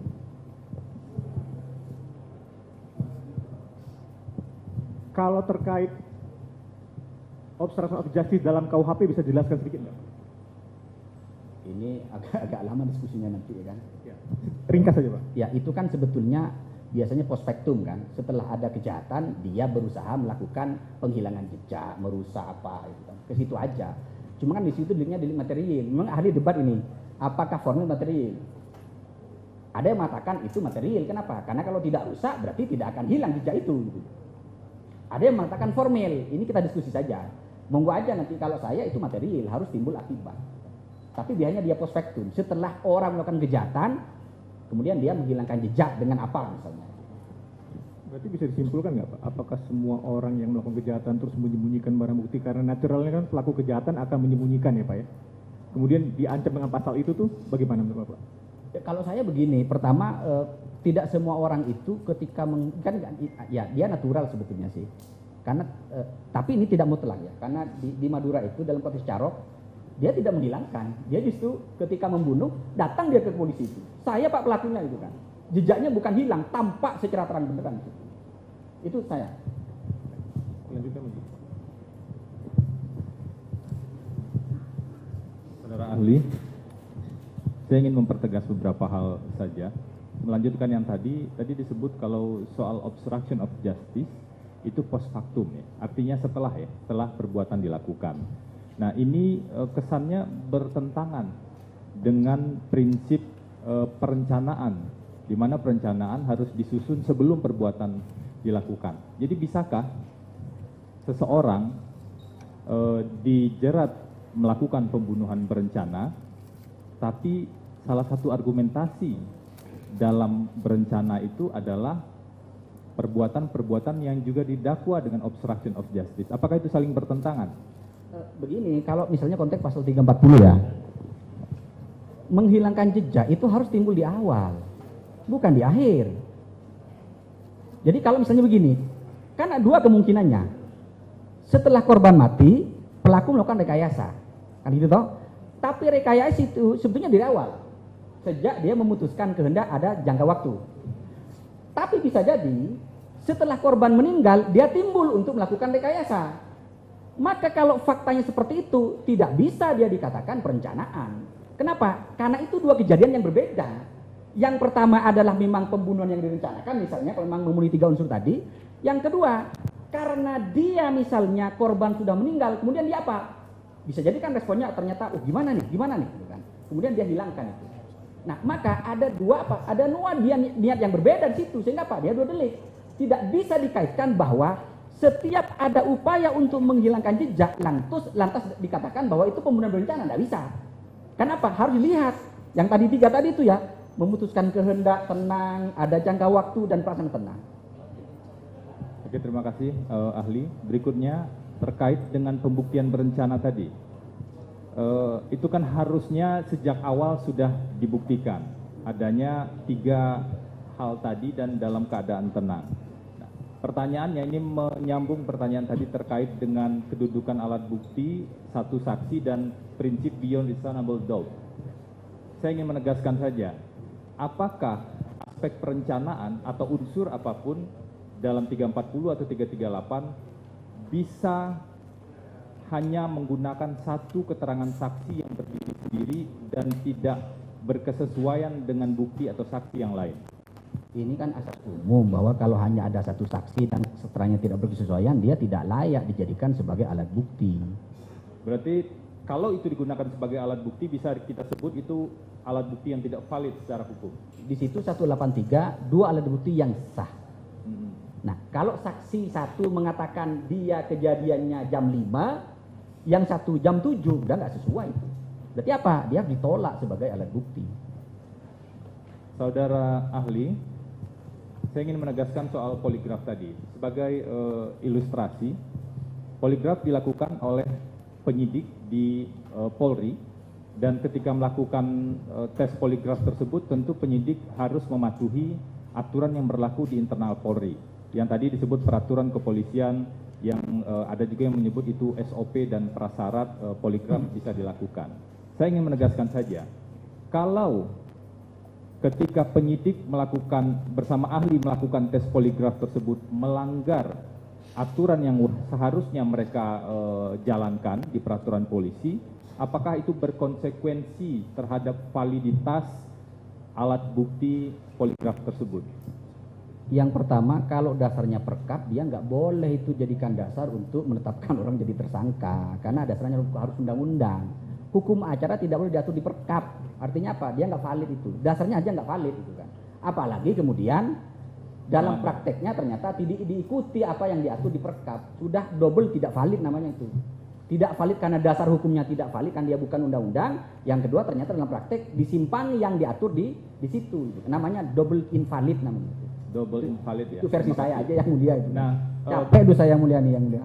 Berikutnya saudara ahli ini terkait justice kolaborator. Saya ingin menegaskan saja, tadi kan saudara ahli sampaikan gizi ini riwayatnya dan pengaturannya sebenarnya untuk kejahatan luar biasa seperti itu. Nah, pertanyaan sederhananya, apakah klausul justice kolaborator ini bisa digunakan untuk pasal 340 atau pasal 338? Persoalannya itu adalah karena di pasal 28 itu kan JC itu hanya diberikan kepada pelaku tindak pidana tertentu, kan? Di situ dijelaskan pelakunya kan banyak itu jenis tindak pidananya. Cuman di situ ada klausul yang yang umum lagi, termasuk kejahatan-kejahatan lain yang ada potensi serangan, dan itu harus berdasarkan keputusan. Nah, dalam konteks ini maka sepanjang tidak ada keputusan, ya ikuti jenis tindak pidana jelaskan secara eksplisit di situ. Apa tadi? Pencucian uang, korupsi, narkotika, kemudian apa lagi? Perdagangan orang, kekerasan seksual, gitu kan. Pembunuhan tidak ada di situ. Oke, terima kasih saudara ahli. Saya ingin lanjut ke pertanyaan berikutnya terkait dengan meeting of mind. Kalau dalam sebuah peristiwa terjadi kesalahpahaman antara pihak yang memberikan arahan, jadi pihak yang memberikan arahannya A begitu, tapi pihak yang melaksanakan arahan tersebut atau ucapan tersebut melakukan B, apakah bisa disebut di sana ada meeting of mind? Kalau mengikuti bukunya Prof. Edi Hiaryej itu tidak masuk. Satu misalnya menghendaki membunuh, satu menganiaya. Berarti tidak mungkin ada penyertaan pembunuhan. Itu kalau mengikuti bukunya beliau itu kan. Saya baca itu kan. Artinya Pak, meeting of mind itu harus ada dalam fase misalnya tadi kesengajaan untuk kerja bersama-sama, termasuk pelaksananya harus ada meeting of mind. Harus ada persesuaian, misalnya saya ingin membunuh, saya juga akan membunuh. Saya membunuh, enggak, saya menganiaya, enggak kena itu. Enggak bisa itu. Apakah dalam konteks penjelasan saudara ahli tadi berarti itu tidak bisa disebut perbuatan yang dilakukan bersama-sama sesuai pasal 55 ayat 1 ke 1 KUHP? Itu tidak sesuai karena bekerja samanya tidak dalam konteks kesengajaan yang disepakati di awal. Ada yang mengatakan, ini pendapat ahli saja, ada yang mengatakan itu tepatnya sebenarnya menggunakan pasal 55 ayat 1 ke 2 KUHP, outlawing. Kalau yang berlebihan. Enggak, kalau menganjurkan itu biar itu kan ada namanya apa? Ada yang menganjuran yang sifatnya kualitatif, ada yang kuantitatif kan. Jadi kalau kualitatif itu misalnya kejahatannya hampir sama, kualifikasi sama, cuman diperberat misalnya. Tapi kalau yang kuantitatif itu beda. Tapi tetap konteksnya adalah bahwa dalam konteks penganjuran harus ada fakta bukti bahwa orang itu melakukan kejahatan semata-mata karena ada anjuran dari pihak lain. Dan anjurannya bersifat limitatif. Karena pemberian sesuatu, karena apa, misalnya karena kekuasaan, misalnya, itu dibuktikan. Artinya apa? Kalau kemudian si A misalnya ya, melakukan perbuatan semata-mata bukan karena anjuran si B, maka si B tidak bisa dipidana sebagai penganjur. Atau misalnya begini, si A, misalnya gini, si A, saya ingin membunuh si B. Gimana caranya? Saya nggak akan bunuh langsung lah, dia kawan saya, sohib saya lah. Saya minta si C. Ya kan? Si C ternyata sebelum saya minta untuk membunuh, dia ingin membunuh juga si B. Nah, dalam konteks ini perbuatan saya bukan menganjur, apa pembantuan. Kenapa? Karena itu tidak substantif, tidak menentukan. Artinya apa? Ada tidaknya permintaan dari saya kepada si C untuk membunuh si B tidak menentukan. Kenapa? Karena si C sudah ingin membunuh. Itu namanya need pleasure, bukan with locker. Oke. Saudara ahli, karena tadi saudara ahli mengatakan pasal 338 ataupun pasal 340 itu menekankan pada akibat, bisakah saudara ahli juga menyebutkan tadi bahwa korban pembunuhan tidak akan mungkin mati 2 kali ya, tadi saudara ahli menyebutkan. Nah, dikaitkan dengan teori kausalitas dan penerapan 340 dan 338, mohon saudara ahli jelaskan. Baik, izin yang mulia, dalam konteks pembunuhan kan nggak mungkin orang itu mati 2 kali. Pasti ada satu perbuatan yang menjadi sebab bagi timbulnya kematian. Pasti ada itu. Gimana cara membuktikannya? Ya ahli. Ahli siapa? Ahli yang berkompeten tergantung perkara. Misalnya kalau pembunuhan, ada racun enggak? Siapa yang bisa menjelaskan itu? Ada penembakan enggak? Siapa yang bisa menjelaskan itu? Nah, itu yang pertama. Yang kedua, kalau kemudian ini konteksnya adalah kausalitas misalnya, nah ini menarik. Karena begini, karena dalam beberapa putusan pengadilan, hakim itu masih menggunakan teori yang sudah tidak adil digunakan. Apa? Teori conditio sine qua non. Itu masih digunakan sekarang. Apa? Mengatakan perbuatan yang sekedar sebagai syarat dengan perbuatan yang sudah menjadi sebab nilainya sama. Nah, contohnya apa? Putusan Habib Rizik. Saya meneliti majelis, sudah saya publikasikan di Jurnal Fakultas Hukum UI 2022. Saya meneliti bahwa dalam perkara itu hakim menggunakan teori conditio sine qua non. Itu teori tidak adil. Kenapa? Karena kalau kemudian teori digunakan, semua orang masuk penjara. Misalnya gini, saya ingin membunuh si A. Caranya gimana? Saya beli bensin, ya kan? Kemudian setelah beli, saya datang ke si A, kemudian saya siramkan bensin ke tubuhnya. Tapi sebelum saya menyiramkan bensin, saya beli apa? Beli korek. Kalau mengikuti teori kondisio, maka perbuatan yang harus dinyatakan sebagai sebab bukan hanya perbuatan saya, tapi apa? Penjual bensin juga harus kena. Kenapa? Saya bilang, kalau saya tidak membeli bensin, nggak mungkin orang itu mati, Pak. Yang kedua misalnya, bukan saya juga, Pak, penjual korek harus dikenakan, Pak. Kenapa? Karena kalau bensin disiramkan, korek tidak ada, nggak mungkin korban mati. Itu yang saya katakan bahwa ini menyamakan antara perbuatan yang sekedar sebagai syarat dengan perbuatan yang sudah menjadi sebab. Harusnya apa? Harus ada bukti ilmiah yang bisa menjelaskan perbuatan ini yang langsung mengadakan perubahan terhadap timbulnya akibat berupa matinya korban. Dikaitkan penjelasan saudara ahli tadi, kalau dikaitkan dengan aktor utama. Nah, saya ingin menggali lagi soal aktor utama. Dalam peristiwa pembunuhan itu kan ada faktor penyebab kematian. Apakah karena racun, karena peluru, atau karena faktor yang lain. Nah, dikaitkan dengan aktor utama, karena dakwaan ini adalah pasal 55 ayat 1 ke 1 KUHP. Tadi saudara ahli juga sudah jelaskan ada 3 bentuk pelaku di sana, mulai dari pelaku yang menyuruh lakukan dan yang bersama-sama melakukan. Nah, saya ingin fokus pada karakter pelaku. Apakah pelaku yang menyebabkan secara langsung kematian itu terjadi, itu bisa dikategorikan sebagai aktor utama dalam pembunuhan? Saya tadi mengatakan kalau dalam konteks turut serta itu nggak ada aktor utamanya, karena kemungkinan kerjasama kan ada 3. 1, setiap orang memenuhi semua unsur, dan ini tidak mungkin terjadi pada pembunuhan.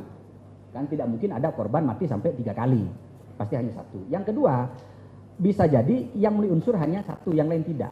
Cuman ini walaupun yang tidak, itu ingat ini double offset. Jadi kesengajaannya sudah dibangun di awal antara tiap-tiap pelaku itu.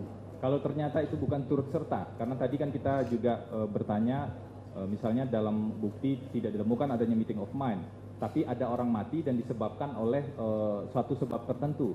Apakah orang yang melakukan pembunuhan yang menyebabkan kematian itu bisa disebut aktor utama dalam konteks sebagai pelaku di pasal 55 ayat 1 ke 1 KUHP? Berarti itu konteksnya bukan turut serta, dia pleher. Pleher, kenapa? Karena dia yang melakukan perbuatan yang menjadi sebab timbulnya akibat. Jadi kalau misalnya ya, saya kasih contoh yang mulia, pelakunya dua ini. Ternyata tidak terbukti ada meeting of mind antara A dengan B, kan tidak mungkin turut serta. Kemudian ternyata yang menembak si A, ya si A itu pelakunya. Si B harus bebas.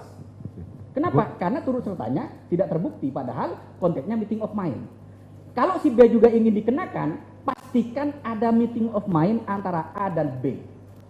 Harus ada itu. Oke, ini pertanyaan terakhir dari saya yang terakhir ya. Terakhir ini.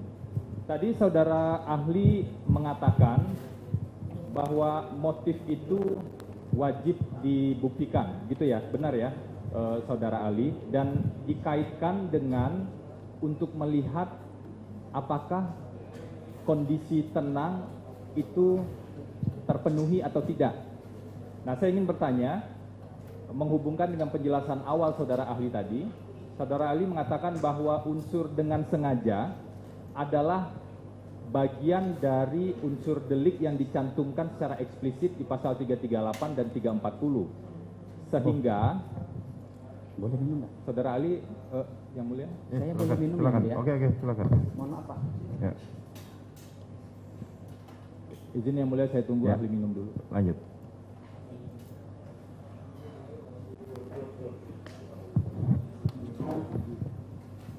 Jadi unsur dengan sengaja dicantumkan secara eksplisit sehingga wajib dibuktikan.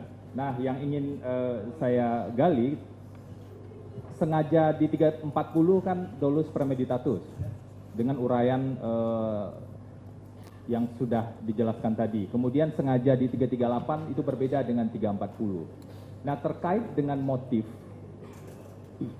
apakah motif menjadi bagian dari proses pembuktian dengan sengaja ini?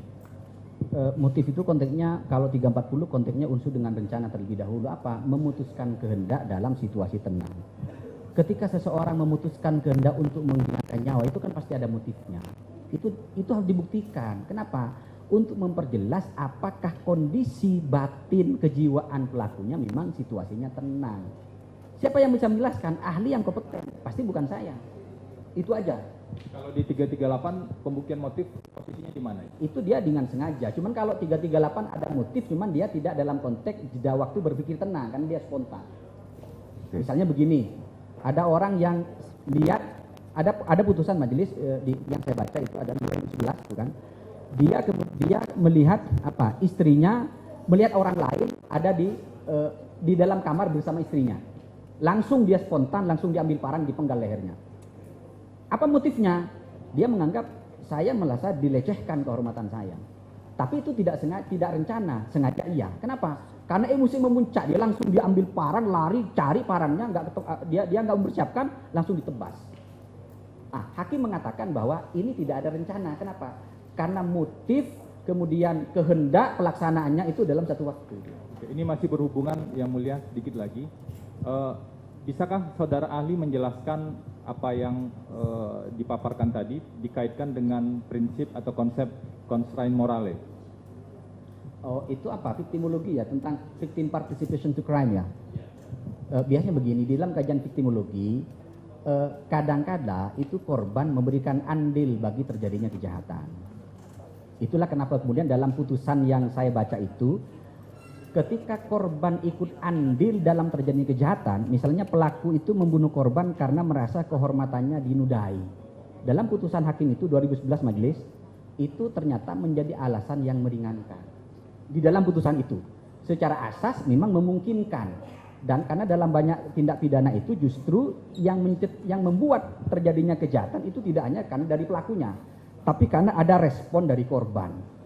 Misalnya apa?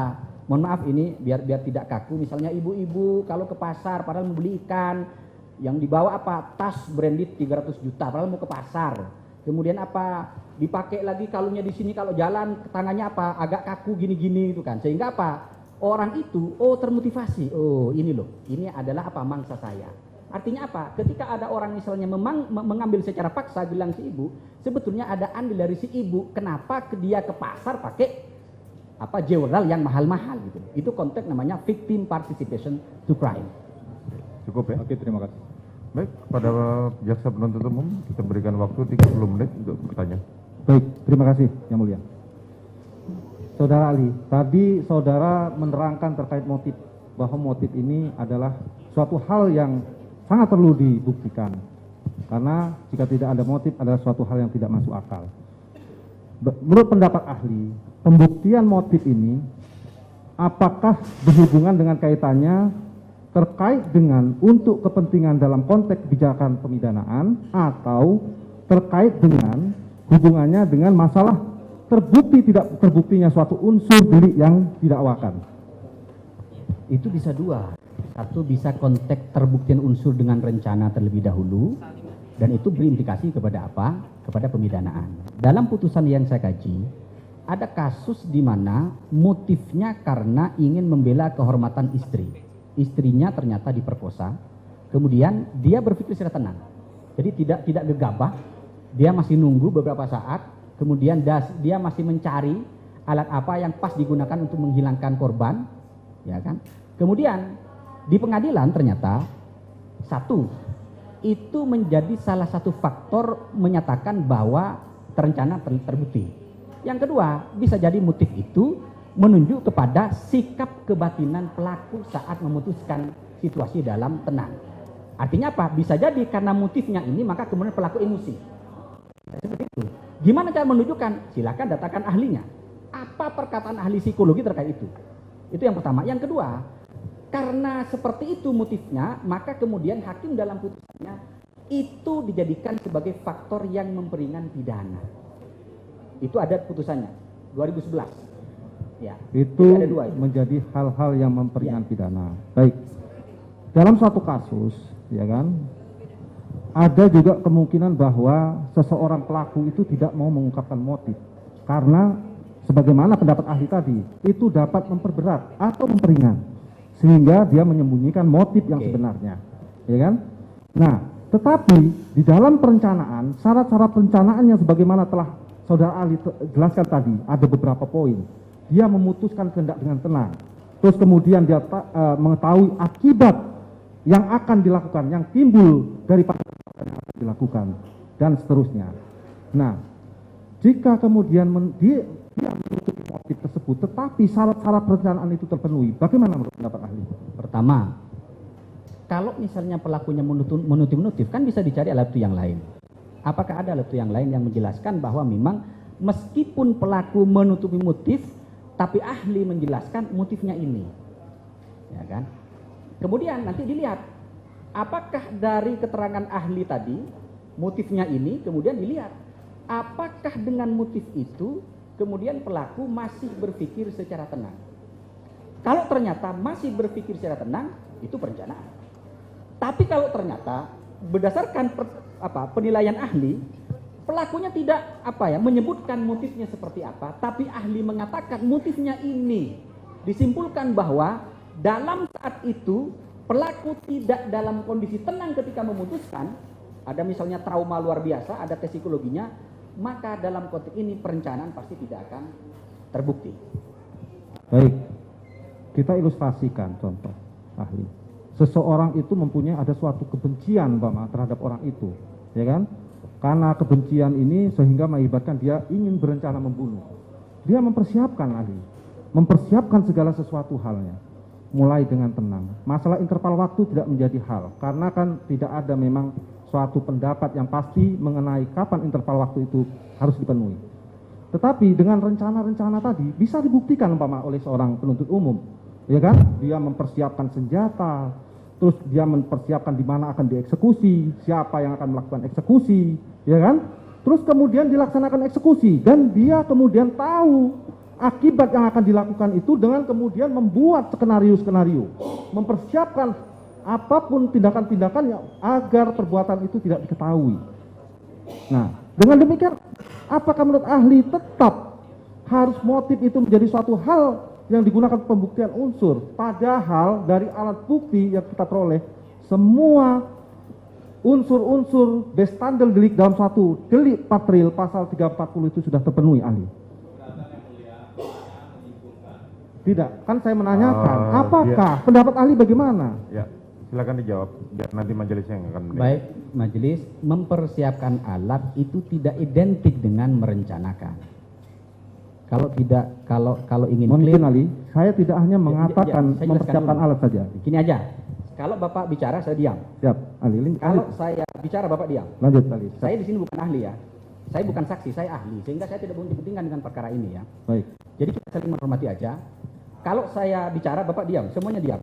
Kecuali misalnya majelis mengatakan ini. Oke. Silakan, ahli. Tapi kalau Bapak yang berbicara, saya akan diam. Biar kita fair saja. Oke. Prof. Andi Hamzah mengatakan mempersiapkan alat itu tidak identik dengan merencanakan. Kenapa? Karena bisa jadi orang itu mempersiapkan alat, tapi situasi batinnya tidak dalam situasi tenang. Maka merencanakan sesuatu pasti dalam konteks pasal 340 harus dalam kondisi kejiwaan yang tenang. Maka kalau misalnya bagaimana kalau motif tidak dibuktikan? Oke. Kalau itu diikuti, apakah ada alat bukti yang lain yang bisa menjelaskan bahwa memang kondisi pelaku baik saat memutuskan kehendak, ada jeda waktu, ada perasaan tenang enggak? Dan alat bukti itu harus confirm satu dengan yang lain.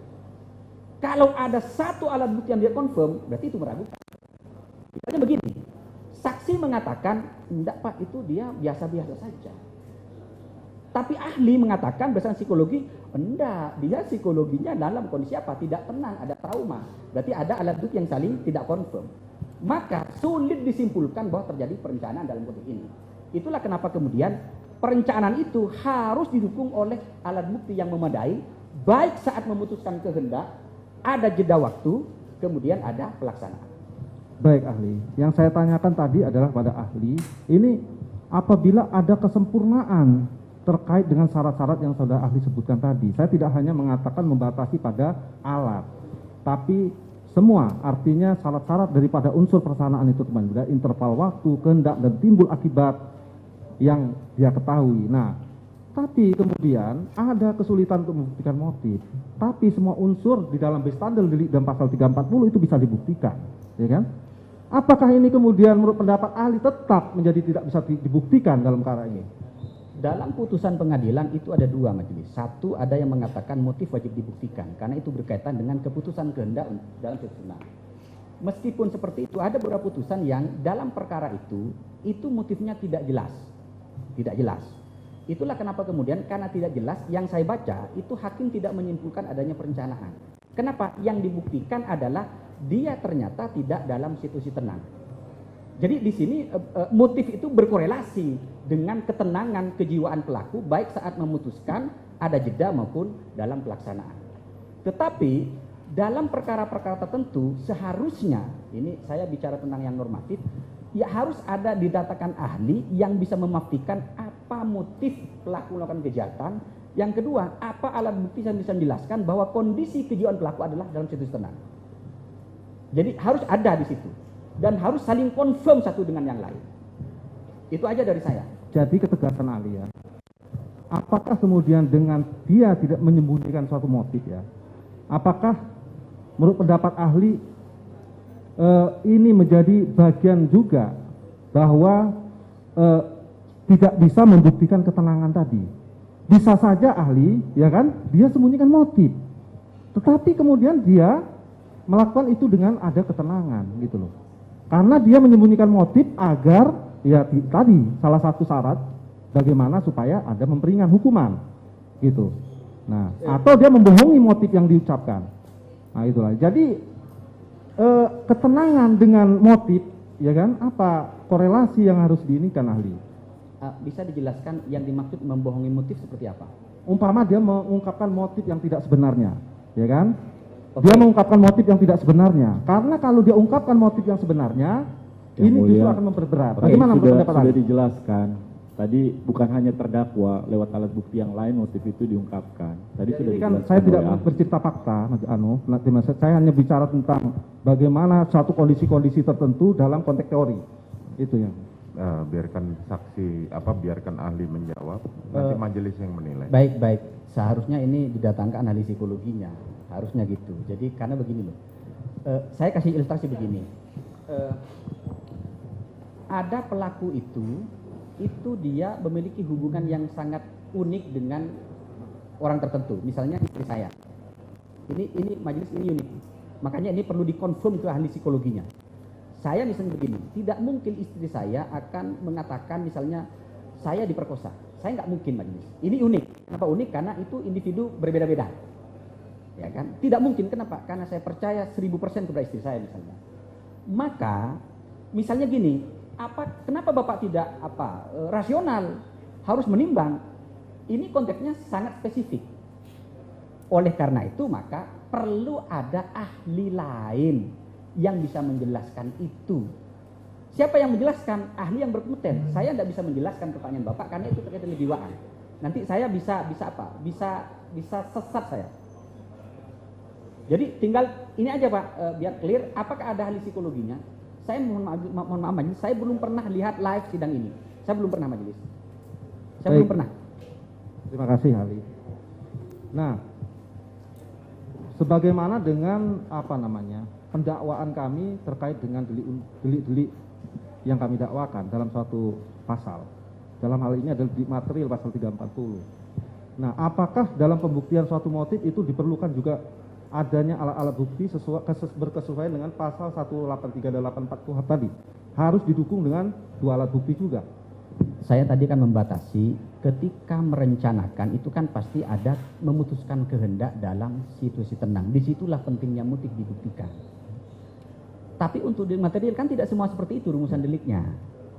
Ya, jadi saya membatasi yang mulia bahwa dalam konteks memutuskan kehendak dalam situasi tenang, disitulah motivasi pelaku muncul dan harus diungkap di persidangan. Harus diungkap.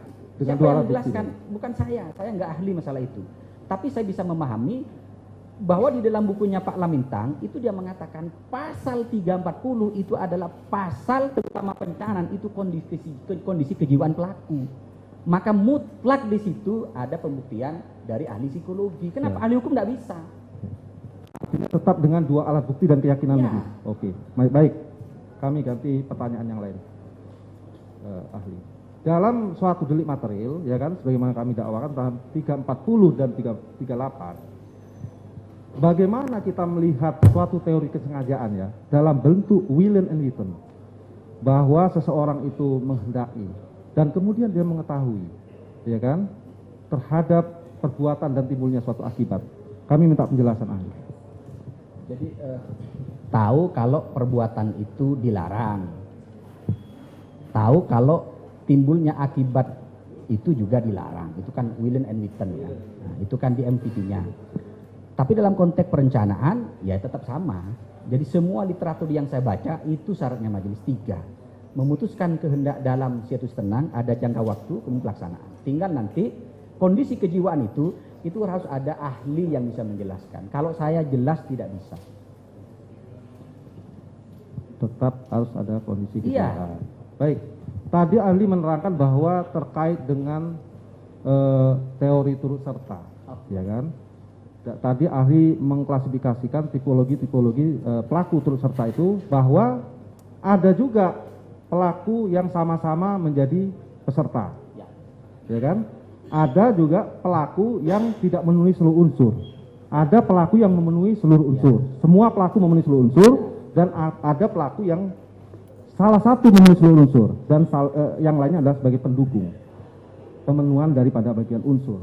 Nah, dalam kasus-kasus umpama delik material, ya kan? Dalam kasus delik material, terutama ada 2 luka umpama di tempat organ yang sama-sama vital umpama. Dan suatu kasus ada suatu luka sama-sama di tempat organ yang vital, ya kan? Nah, ketika salah satu ini pun terpenuhi sebenarnya, tentu tetap patut dibayangkan akan mati juga. Nah, tetapi kemudian apabila ada 2, ya kan, luka yang ada di organ vital sama-sama. Apakah ini masuk dalam tipologi pengertian ahli bahwa seluruh peserta itu memenuhi seluruh unsur tadi? Kan tinggal nanti dilihat. Kalau ada 2 peluru yang masuk, kan ada penjelasan ahlinya. Peluru mana yang menjadi sebab paling kontributif di dalam timbulnya kematian korban? Itu nanti yang diikuti. Ya, kenapa? Karena tidak mungkin orang mati 2 kali, tidak mungkin. Pasti ada satu penyebab yang itu akan menjadi faktor kontributif bagi timbulnya akibat yang dilarang. Maka gimana caranya? Gimana ahlinya? Ahlinya bicara apa? Oh, ahlinya adalah misalnya yang menyebabkan kematian, misalnya ya, yang di perut. Maka tinggal lihat, ini pelurunya siapa? Oke. Yang kedua misalnya yang menimbulkan kematian yang di dada. Maka ini pelurunya siapa? Atau misalnya yang menimbulkan kematian misalnya di leher. Maka pelurunya siapa? Nah, uji balistik menjadi penting di situ. Tinggal kita, apakah kita akan mengikuti itu atau tidak. Tapi itu bukti ilmiah. Bukti ilmiah, saya hanya berikan kerangka teoritisnya tentang bagaimana membuktikan akibat yang dilarang pada delik-delik material. Ya, apakah yang sebagaimana menurut ahli tadi, jadi apa yang saya gambarkan tadi, apakah bisa masuk dalam tipologi ahli tadi maksud saya? Kalau turut serta, ya, turut serta yang memenuhi seluruh unsur maksud saya. Kalau 2, saya tidak bisa menjelaskan bahwa 2-duanya harus memenuhi unsur, tinggal dilihat keterangan ahlinya seperti apa. Oh gitu. Karena keterangan saya pasti berdasarkan keterangan ahli. Ahli mengatakan bahwa yang menimbulkan kematian bagi timbulnya apa? Yang merupakan sebab utama timbulnya kematian yang di perut. Bukan yang di kepala, Pak. Berarti yang di perut itu yang menjadi pelaku. Jika pendapat ahli mengatakan bahwa 2-duanya fatal dan bisa menimbulkan kematian? Fatal itu kan bisa menimbulkan kematian. Ya tinggal diikuti aja itu. Oh, jadi saya berpegang teguh pada ikuti pendapat ahlinya yang kompeten di bidang itu. Tentang misalnya apa pelurunya, uji balistiknya itu kan. Baik. Terkait dengan teori kausalitas ahli. Nah, mungkin kami butuh butuh apa pencerahan dari ahli yang lebih mengetahui daripada kami. Kita belajar aja, Pak. Kita belajar Pak, sampai petunjuknya mati, ahli Pak. ini. Jadi teori kausalitas. Udahlah kita belajar majelis, mohon maaf ini saya tidak akan menggurui, kita belajar sampai mati lah ini. Teori kausalitas Jadi, dihubungkan dengan motif, ya kan? Terus kemudian dihubungkan dengan perencanaan dan kemudian dihubungkan dengan pelaksanaan. Jadi begini ahli, belum selesai ahli. Ketika ada suatu kasus itu terdapat motif tertentu, terus kemudian motif itu disampaikan kepada seseorang, ya kan? Terus orang yang menyampaikan motif ini juga menjadi orang yang punya kepentingan terhadap suatu perbuatan yang akan dilakukan ke depan. Dan kemudian direspon oleh orang yang diberitahu, ya kan? Dan sama-sama kemudian dari orang-orang yang ada di dalam lingkungan itu mempersiapkan segala hal, ya kan? Dan kemudian dari segala persiapan ini yang kemudian memungkinkan terlaksananya perbuatan itu dengan lancar. Nah, apakah dilihat dari teori kausalitas, umpama teori yang nanti adekuati teori umpama, bahwa semua syarat adalah sebab timbulnya akibat. Apakah semua ini bisa menjadi sebab-sebabnya? Saya mengatakan bahwa teori kondisio itu tidak boleh digunakan lagi karena dia akan menimbulkan ketidakadilan. Di mana letak tidak adilnya? Semua perbuatan yang sekedar menjadi syarat itu disamakan dengan perbuatan yang sudah menjadi sebab. Sehingga apa? Pelaku yang melakukan perbuatan sebagai syarat dengan sebab itu sama masuk penjara. Itu tidak adil. Saya kasih contoh ya. Dalam kasus Habib Rizik itu kan, itu kan timbulnya kenaikan COVID itu dalam putusan hakim, dalam jaksanya juga. Itu karena ada kenaikan tingkat orang yang mengalami positif. Tapi itu di daerah DKI Jakarta, bukan di lokasi kejahatan. Nah ya kan, itu kan menjadi apa? Itu menjadi tidak clear. Harusnya apa? Harus ada hubungan kausal.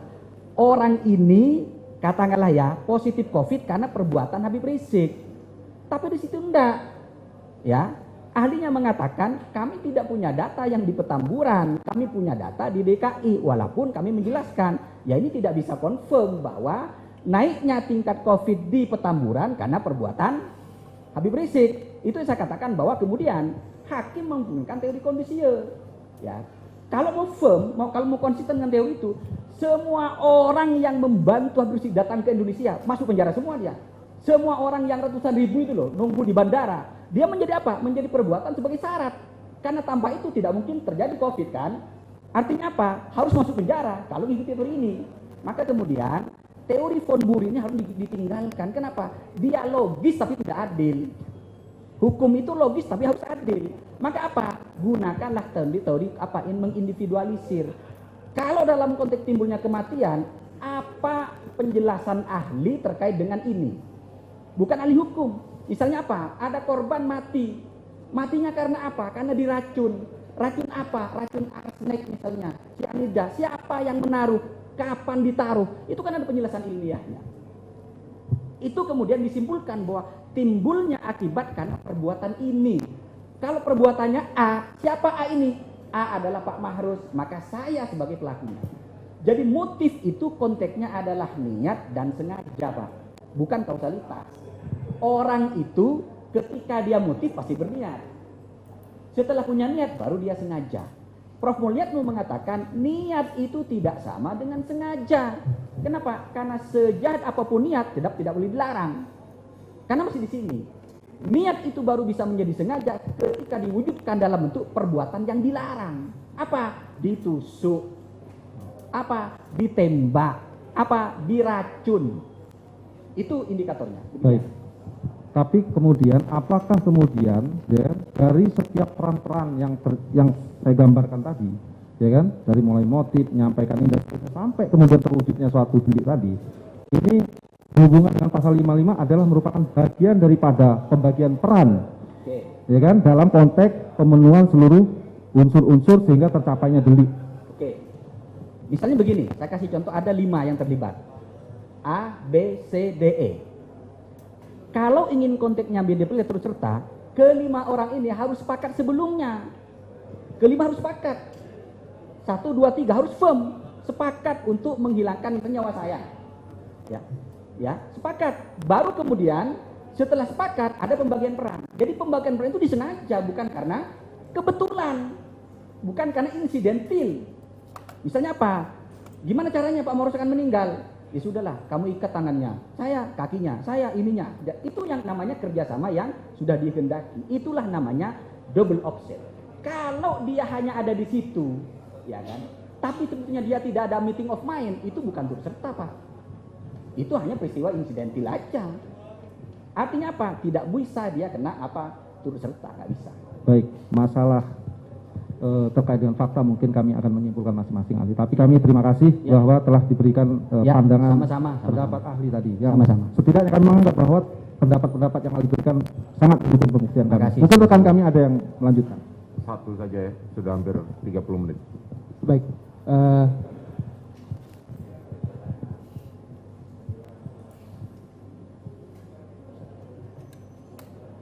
Satu aja Pak, kata majelisnya Pak. Siap. Jangan 1A, 1B Pak. Ini ada berhubungan yang majelis.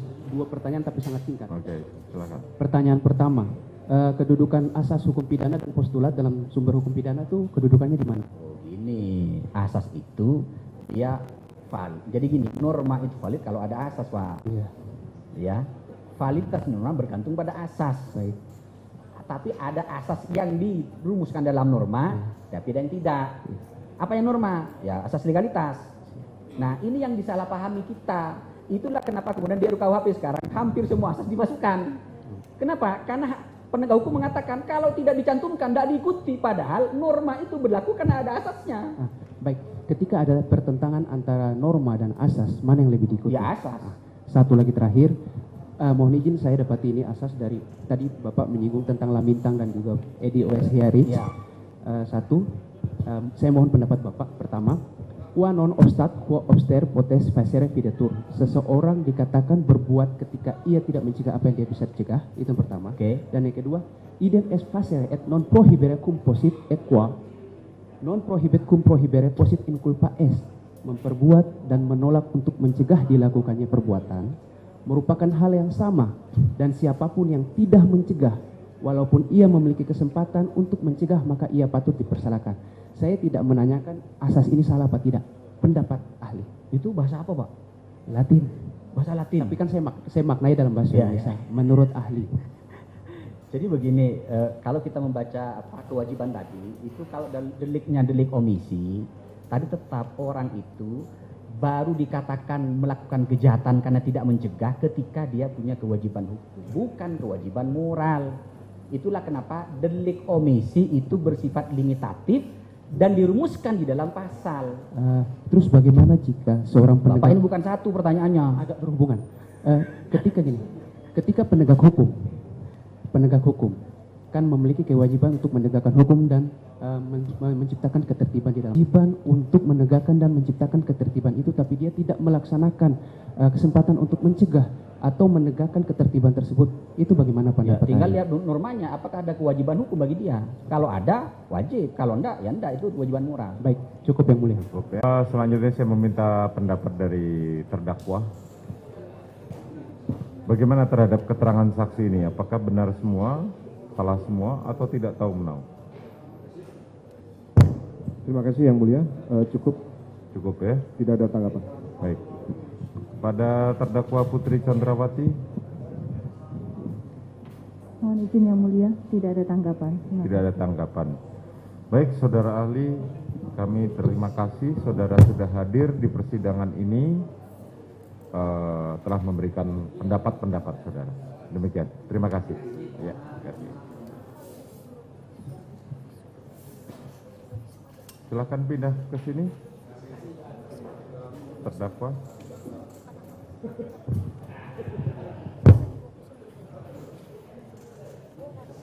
Baik, selanjutnya kepada penasihat hukum, kita berikan kesempatan hari Selasa yang akan datang. Berapa orang ahli atau saksi meringankan lagi yang akan saudara hadirkan? Rencana 2 sampai 3 Yang Mulia. 2 sampai 3. Baik, saudara penuntut umum, berarti kita tunda hari Selasa yang akan datang dengan mendengarkan agenda ahli. Ya, hari Selasa ahli yang didatangkan oleh penasihat hukum terdakwa dan saksi yang meringankan. Demikian sidang perkara nomor 796 Izin Yang atas Mulia. Ini dari tadi saya dilirik-lirik Pak Jaksa ini. Ada usulan Yang Mulia. ya. Tadi Pak Jaksa dan penasihat hukum mengusulkan apabila dimungkinkan Yang Mulia, pergeseran jadwal yang tanggal berapa Pak Jaksa? Nggak usah malu-malu lah. Ayo, ya. Iya, itu usulannya. Kalau kami setuju-setuju aja Yang Mulia. Justru kami yang setuju pendapat dari TH tadi yang. Izin Bapak, Memang jika diperkenankan, karena kan kita ini sudah maraton Pak. Kami pun jaksa ini satu-satu tumbang-tumbang juga Pak. Tiap hari, tiap minggu disuntik-suntik juga Pak, vitamin gara-gara ini. Jika diperkenankan Pak, ini kan mengingat juga ada rekan-rekan kami juga yang harus Natalan, apa segala macam. Kalau diperkenankan ditunda Januari, tanggal 2 Pak, tanggal 1. Seperti itu Bapak. Tanggal 1 nggak bisa. Tanggal 2. Tanggal 3 ya? Mulai tanggal 3. Mulai tanggal 3 nggak apa-apa Yang Mulia. Jika diperkenankan. Saya usulan tanggal 3. Terima kasih atas usulan dari penasihat hukum dan jaksa penuntut umum. Majelis berpendapat bahwa sidang ini kembali pada asasnya, peradilan yang cepat, sederhana, dan murah, sehingga jadwal tetap seperti semula Selasa yang akan datang tanggal 27. Demikian sidang perkara nomor 796 PIT B 2022 atas nama terdakwa Ferdi Sambo dan perkara nomor 797 PIT B 2022 atas nama Putri Chandrawati dinyatakan ditutup.